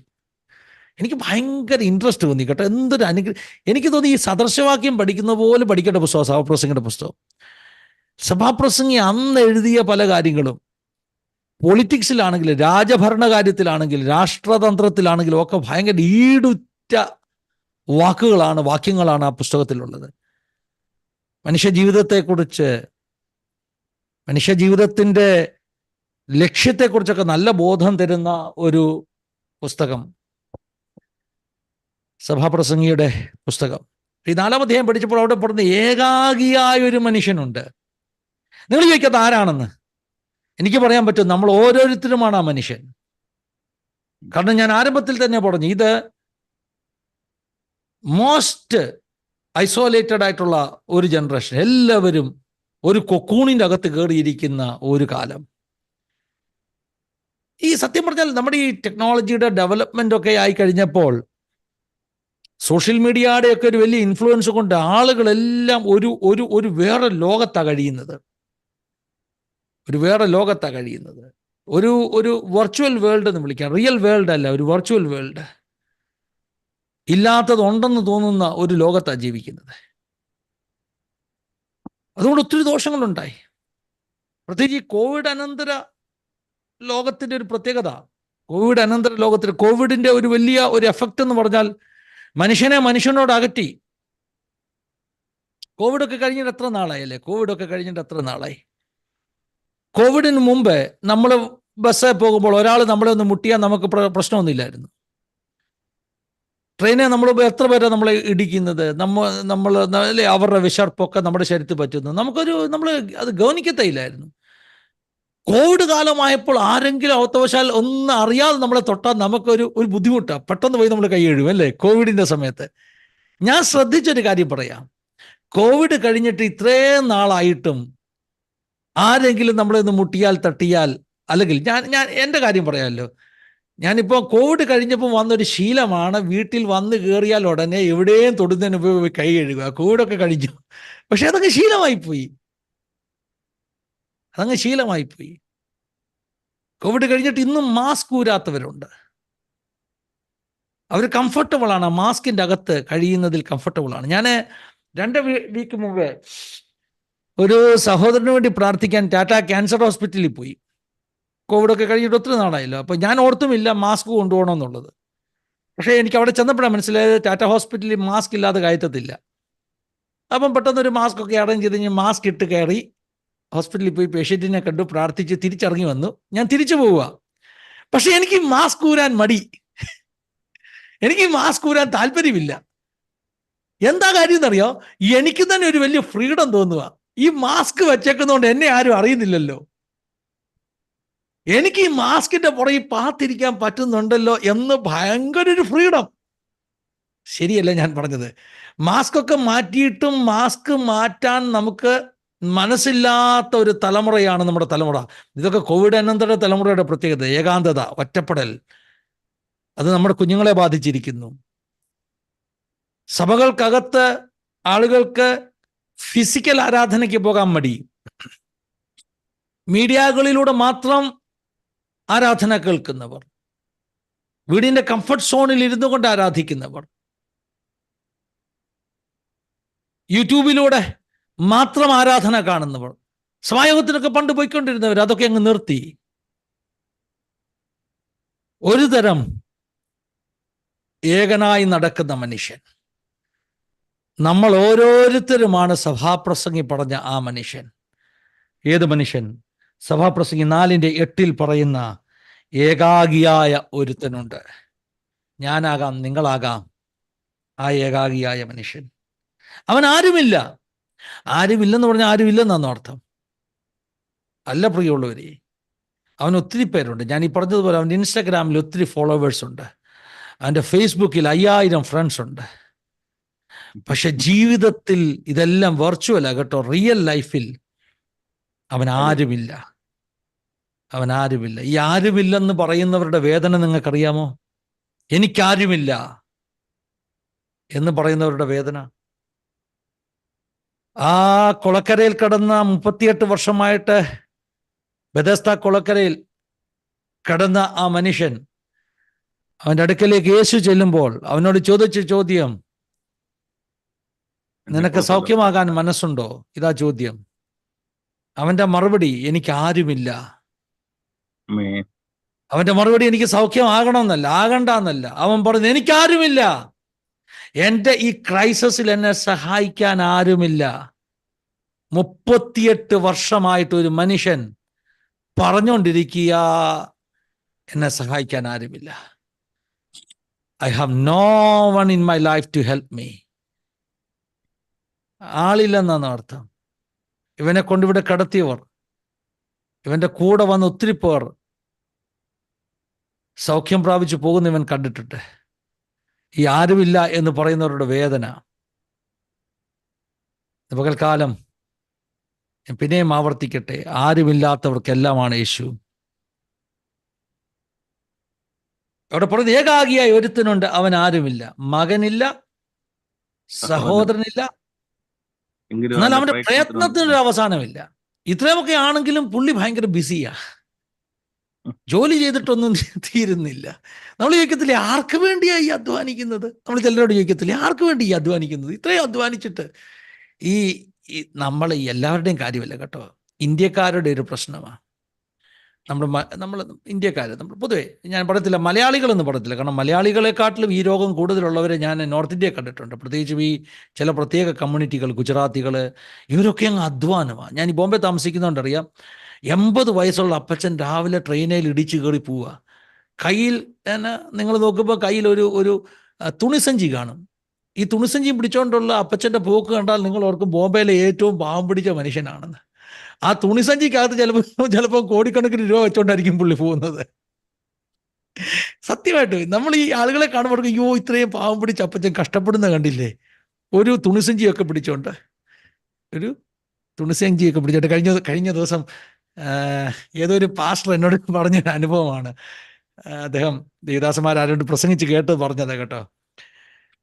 ഒരു സ്ഥലത്ത് ഒരു പാസ്റ്റേഴ്സ് കോൺഫറൻസിന് ചെന്നപ്പോൾ നമ്മുടെ മലയാളി പാസ്റ്റർ കോട്ടും ടൈയും ഒക്കെ കെട്ടി ഭയങ്കര സിമ്പിളനായിട്ട് പോയിരുന്നു. നമ്മൾ പിന്നെ എന്താ ചെത്ത് കിടന്നാലും ഒത്തു കിടക്കണമെന്ന് നമ്മൾ പറയുന്നത് അല്ലേ. നമ്മുടെ ഒരു പോളിസി അതാ, മലയാളിയുടെ പോളിസി ചത്ത് കിടന്നാലും ഒത്തു കിടക്കണം. നമ്മൾ ഒന്നും ഇല്ലെങ്കിൽ കാണിക്കും, നല്ല സൂട്ടും കോട്ടും ഒക്കെ ഇട്ട് കാണിക്കും. അപ്പം നമ്മൾ ഈ നമ്മുടെ പാസ്റ്റർ ഇങ്ങനെ സൂട്ടും കോട്ടും ഒക്കെ ഇട്ട് ടൈയൊക്കെ കെട്ടി വലിയ ഗമയ്ക്ക് പോയി ഈ പാസ്റ്റേഴ്സ് കോൺഫറൻസിന് ഇരിക്കുക. അപ്പം അടുത്ത് 2 പാസ്റ്റർമാർ അപ്പുറം ഇരിപ്പുണ്ട്. ഒന്ന് തമിഴ്നാട്ടിൽ നിന്നുള്ളൊരു പാസ്റ്ററാ. അപ്പം അദ്ദേഹം തിരിഞ്ഞു നോക്കിയപ്പോൾ ഈ പുള്ളി ഒരു മുട്ടറ്റമുള്ള ഒരു ധോത്തിയൊക്കെ എടുത്തോണ്ട്, മുണ്ട് കയറ്റി കൊടുത്തോണ്ട് മുട്ടറ്റമേ ഉള്ളൂ. പിന്നെ കയ്യിലൊരു കായസഞ്ചി അറിയത്തില്ലേ, തമിഴുകാരുടെ കയ്യിലൊരു സഞ്ചി ഇട്ടില്ലേ, കായത്തിന്റെ സഞ്ചി, ഒരു കായസഞ്ചി കയ്യിലിരിപ്പുണ്ട്. അപ്പോൾ അതിൻ്റെ കൂടെ നമ്മുടെ പാസ്റ്റർ ഇരിക്കുന്നത്. നമ്മുടെ പാസ്റ്റർ ചർച്ചയിൽ 100-200 പേരുണ്ട്. പുള്ളി ഓർത്ത് ഞാനാ ഈ കൂട്ടത്തിലെ ഏറ്റവും വലിയ ചർച്ചിന്റെ പാസ്റ്റർ എന്ന്.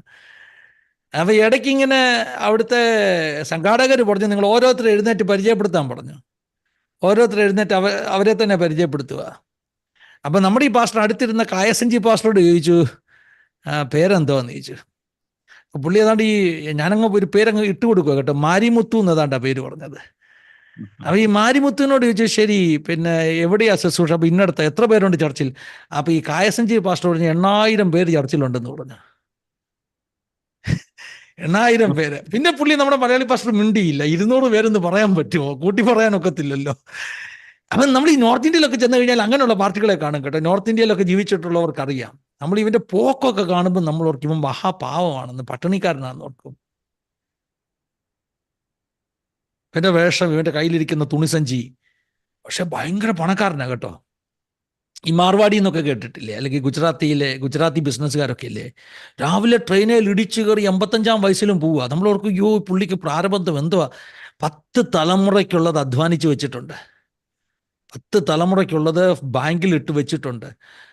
പുള്ളി ഒരു നല്ല ഭക്ഷണം കഴിക്കത്തില്ല, പുള്ളി ഒരു നല്ല ഡ്രസ്സ് ഇടത്തില്ല, പിന്നെയും കഷ്ടപ്പെട്ടു. ഇത് ഇന്ത്യക്കാർക്ക് മാത്രമുള്ള ഒരു അസുഖമാണ്. മലയാളികൾക്ക് അത് അല്പം കുറവുണ്ട്, നോർത്ത് ഇന്ത്യക്കാർക്ക് അത് ഇച്ചിരി കൂടുതലുണ്ടെന്ന് എൻ്റെ ഒരു ഒബ്സർവേഷനാണ് കേട്ടോ. കാരണം ഞാൻ നോർത്ത് ഇന്ത്യയിലുള്ളത് കൊണ്ട് എൻ്റെ ഒരു ഒബ്സർവേഷനാണ് പറയുന്നത്.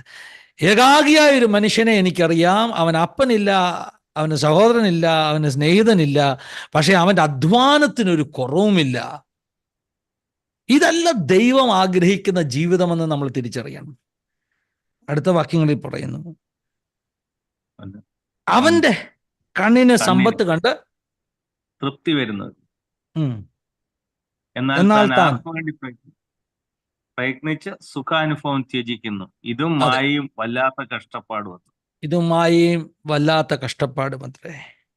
അടുത്ത വാക്യം, ഒരുവനേക്കാൾ ഇരുവർ ഏറെ നല്ലത്, അവർക്ക് തങ്ങളുടെ പ്രയത്നത്താൽ നല്ല പ്രതിഫലം കിട്ടും. അതെ. അടുത്ത വാക്യം കൂടെ, വീണാൽ ഒരുവൻ മറ്റവനെ എഴുന്നേൽപ്പിക്കും, ഏകാകി വീണാലോ അവനെ എഴുന്നേൽപ്പിപ്പാൻ ആരുമില്ലായതുകൊണ്ട് അവന് അയ്യോ കഷ്ടം. ഇവിടെ കൃത്യമായിട്ട് പറയുകയാണ്, ഒരുവനേക്കാൾ ഇരുവർ നല്ലത്.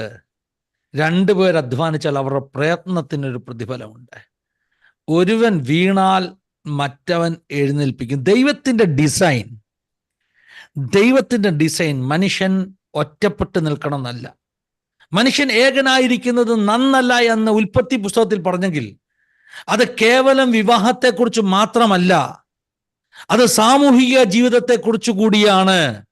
ചർച്ചിൽ ഒറ്റപ്പെടാൻ പാടില്ല. കൂട്ടായ്മയ്ക്കകത്ത് സഹകരിച്ച് എല്ലാവരുമായിട്ട് സന്തോഷമായി സമാധാനം ആചരിച്ച് നിൽക്കണം. ചർച്ചിൻ്റെ അകത്ത് നിൽക്കണം, കുടുംബത്തിനകത്ത് നിൽക്കണം. ജീവിക്കുന്ന സമൂഹത്തിൽ ഒറ്റപ്പെട്ട് ജീവിക്കരുത്.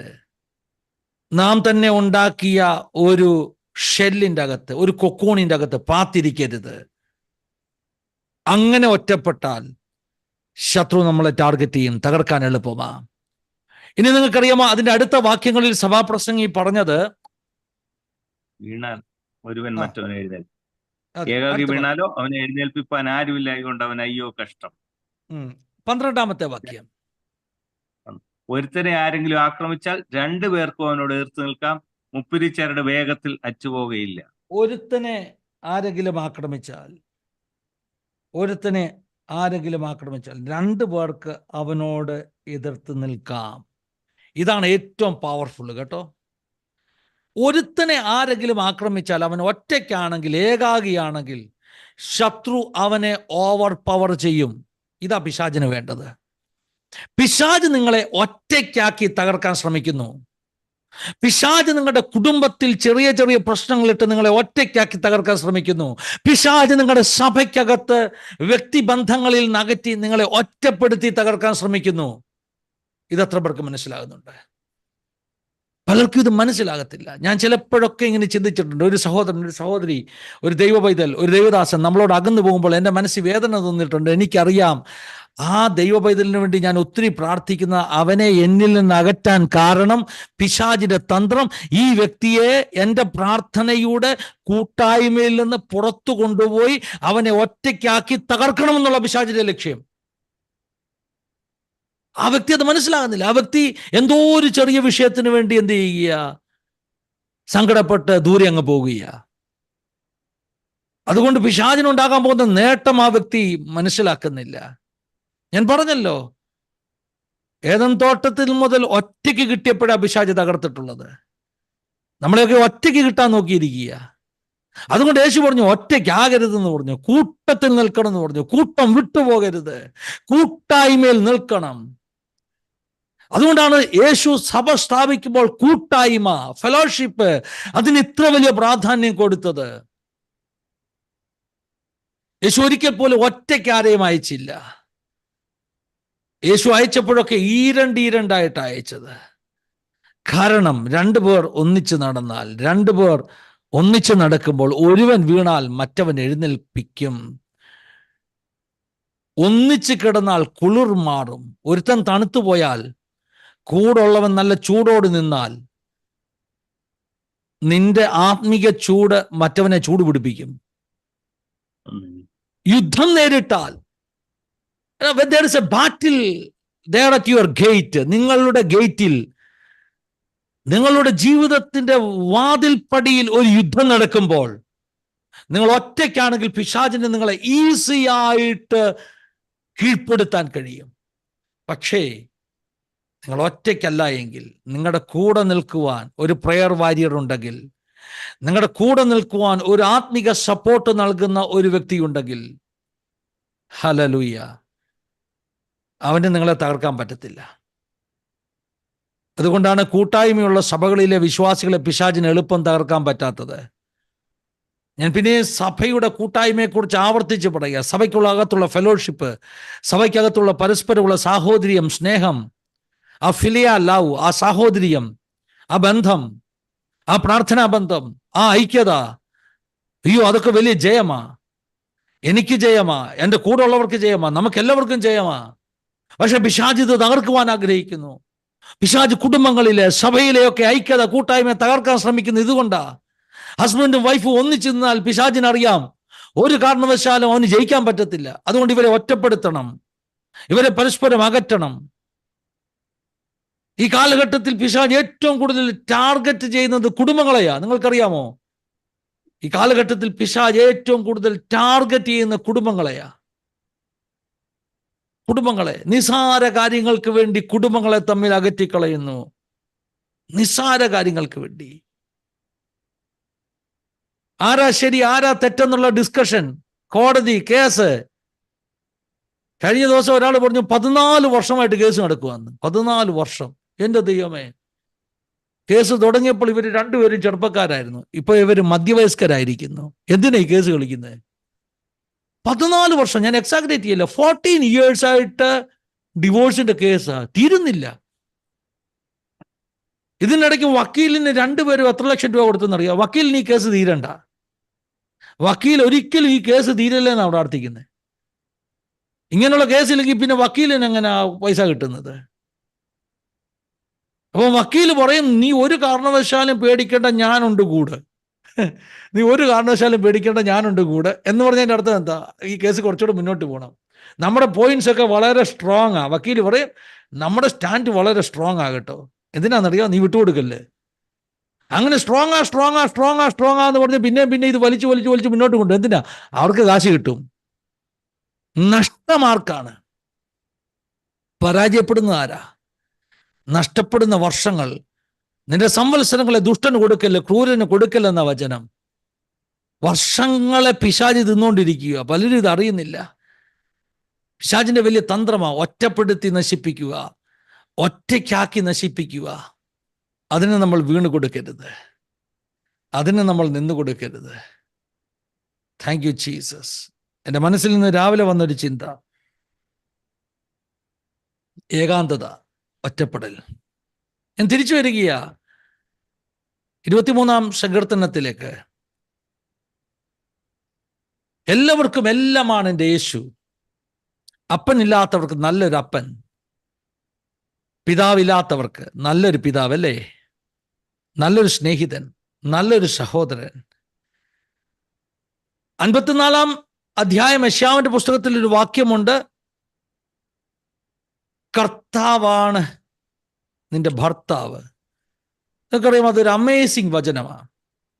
ഞാൻ ഒബ്സർവ് ചെയ്തൊരു കാര്യം പറയാം. നമ്മുടെ ചാനലിലൊക്കെ സാക്ഷ്യം പറയാൻ വന്ന ഒത്തിരി സഹോദരിമാർ, ഒരു ചെറിയ പ്രായത്തിൽ ഭർത്താക്കന്മാരെ നഷ്ടപ്പെടുത്തിയ സഹോദരിമാർ ഒക്കെ സാക്ഷ്യം പറയുമ്പോൾ 90% പേര് ഈ വാക്യം റെഫർ ചെയ്തു.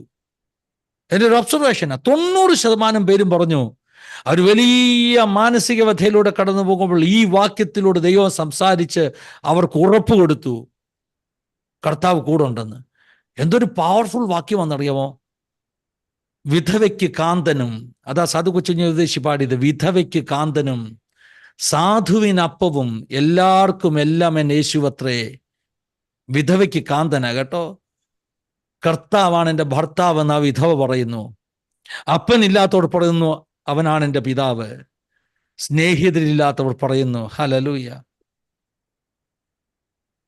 ഹല്ലേലൂയ. നമ്മൾ പാടത്തില്ലേ, സ്നേഹിതരേവരും വെടിഞ്ഞാൽ അത് യേശുവിനോട് നീ പറഞ്ഞാൽ.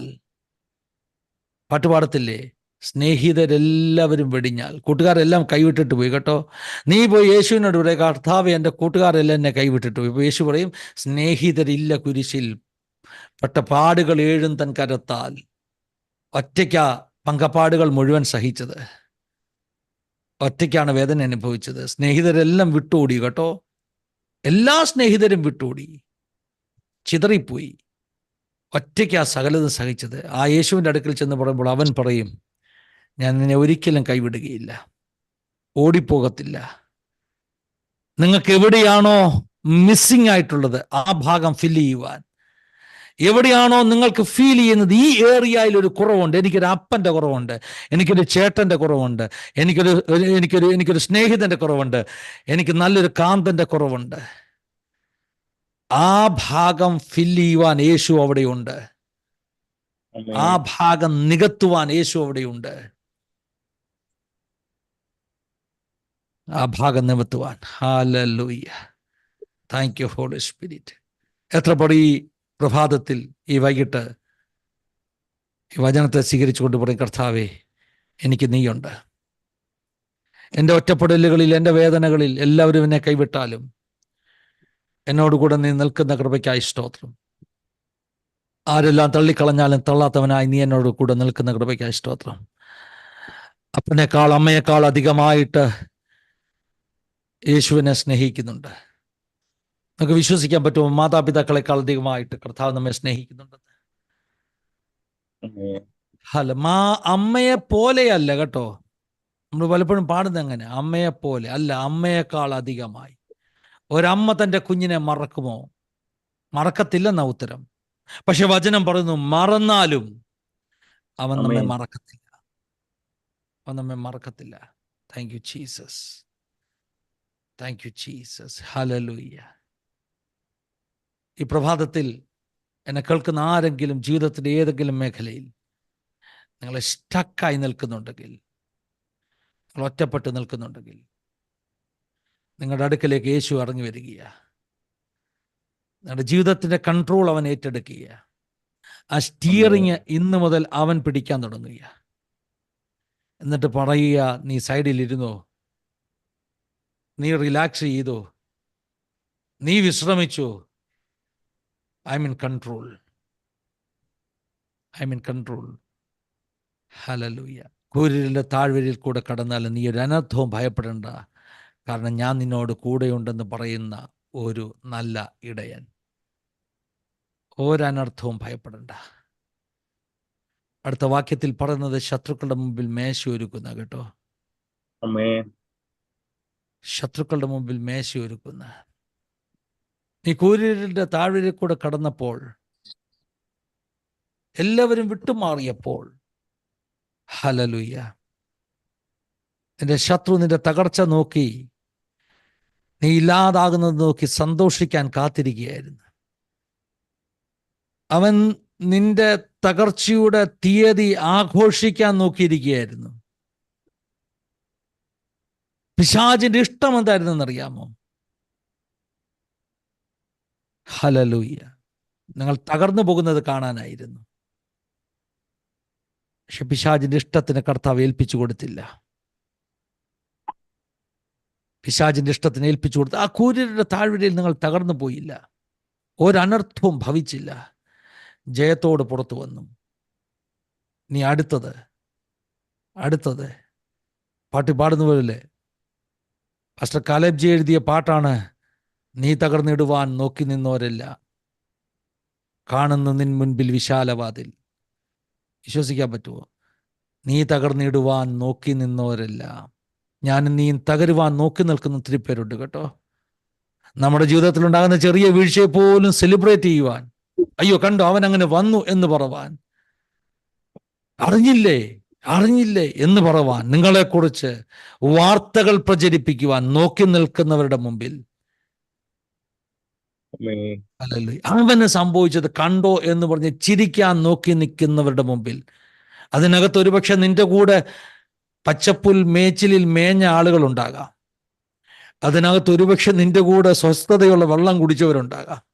അവരെല്ലാം വിട്ടോടിപ്പോയിട്ട് കഥകൾ പറയാൻ ശ്രമിക്കുമ്പോൾ, നിന്നെക്കുറിച്ചൊരു പുതിയ സ്റ്റോറി ഉണ്ടെന്ന് പറയാൻ ശ്രമിക്കുമ്പോൾ, നിന്റെ സ്റ്റോറിയെ, നിന്റെ പരാജയത്തിന്റെ, നിന്റെ തകർച്ചയുടെ സ്റ്റോറിയെ ഹിസ്റ്ററിയാക്കി മാറ്റുന്ന ദൈവം. നമ്മളെപ്പോഴും പറയത്തില്ലേ, ടെസ്റ്റിനെ അവൻ ടെസ്റ്റ് മണിയാക്കുമെന്ന്, അല്ലേ? ടെസ്റ്റ് ആണ് എന്ത് മാറുന്നത്? ടെസ്റ്റ് മണിയായി മാറും. സ്റ്റോറി ഹിസ് സ്റ്റോറിയായി മാറും. അവന്റെ കഥ, ഹിസ്റ്ററി. ദൈവം നിങ്ങളുടെ ജീവിതത്തിൽ ഇറങ്ങി വരുന്ന കഥയാണ് ഹിസ്റ്ററി, കേട്ടോ.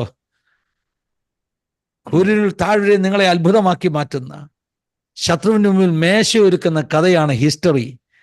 പറഞ്ഞാട്ട് ഞാൻ ഹിസ്റ്ററിയാകാൻ പോയി, ഞാൻ ചരിത്രമാകാൻ പോയി, ഞാൻ തകരുവാൻ നോക്കി നിന്നവരുടെ മുമ്പിൽ കർത്താവ് എന്നെ ഒരു ചരിത്രമാക്കാൻ പോയി. എല്ലാ കണ്ണുകളും അടയ്ക്കാൻ പ്രാർത്ഥിക്കാം. പറയാൻ ഞാൻ പരാജയപ്പെടത്തില്ലെന്ന്. എൻ്റെ കൂടെ എൻ്റെ യേശുവുണ്ട്. അപ്പനായി, അമ്മയായി, സഹോദരനായി, സ്നേഹിതനായി, കാന്തനായി, സാധുവിനപ്പമായി, എല്ലാവർക്കും എല്ലാമായി എൻ്റെ യേശു എൻ്റെ കൂടെയുണ്ട്. കർത്താവേ സ്തോത്രം, കർത്താവേ സ്തോത്രം. പ്രാർത്ഥിക്കാം, നമുക്ക് എല്ലാവരും ചേർന്ന് പ്രാർത്ഥിച്ചാട്ട് ഈ പ്രഭാതത്തിൽ.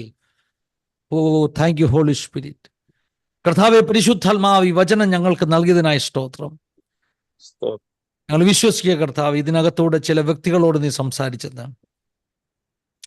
വലിയ ഭാരങ്ങളിലൂടെ, ക്ലേശങ്ങളിലൂടെ കടന്നു പോകുന്ന, ജീവിതത്തിന്റെ ഏതൊക്കെയോ മേഖലകളിൽ സ്റ്റക്കായി നിൽക്കുന്ന, കൈവിട്ടുപോയി എന്ന് പറയുന്ന ചില ജീവിത സാഹചര്യങ്ങളിൽ കർത്താവ് ഇറങ്ങി പ്രവർത്തിക്കാൻ പോകുന്നുണ്ട്. സ്തോത്രം. കർത്താവ് ഇറങ്ങി പ്രവർത്തിക്കാൻ പോകുന്നുണ്ട്. സ്തോത്രം. അങ്ങനെ നിന്റെ ജനത്തെ അനുഗ്രഹിച്ചു പ്രാർത്ഥിക്കുന്നു. ശത്രുക്കളുടെ മുമ്പിൽ മേശ ഒരുക്കുന്ന, അവരുടെ ജീവിതത്തിൽ വർദ്ധനവിനെ നൽകുന്ന ദൈവപ്രവൃത്തി വെളിപ്പെടുത്താൻ പോകുന്നുണ്ട്. സ്തോത്രം. സഹായിച്ചാട്ടപ്പ. ഈ വചനത്താൽ നിന്റെ ജനത്തെ മാനിച്ചാട്ട് അനുഗ്രഹിച്ചാട്ട് യേശു ക്രിസ്തുവിൻ നാമത്തിൽ തന്നെ. ആമേൻ, ആമേൻ. എല്ലാവരും സഹായിക്കട്ടെ. സമയം ഉദിച്ചെന്ന പ്രിയമുള്ളവർക്ക് എല്ലാം നന്ദി പറയുന്നു. God bless you all. Price the Lord. Amen. Amen. Thank you, amen, Pastor. Amen.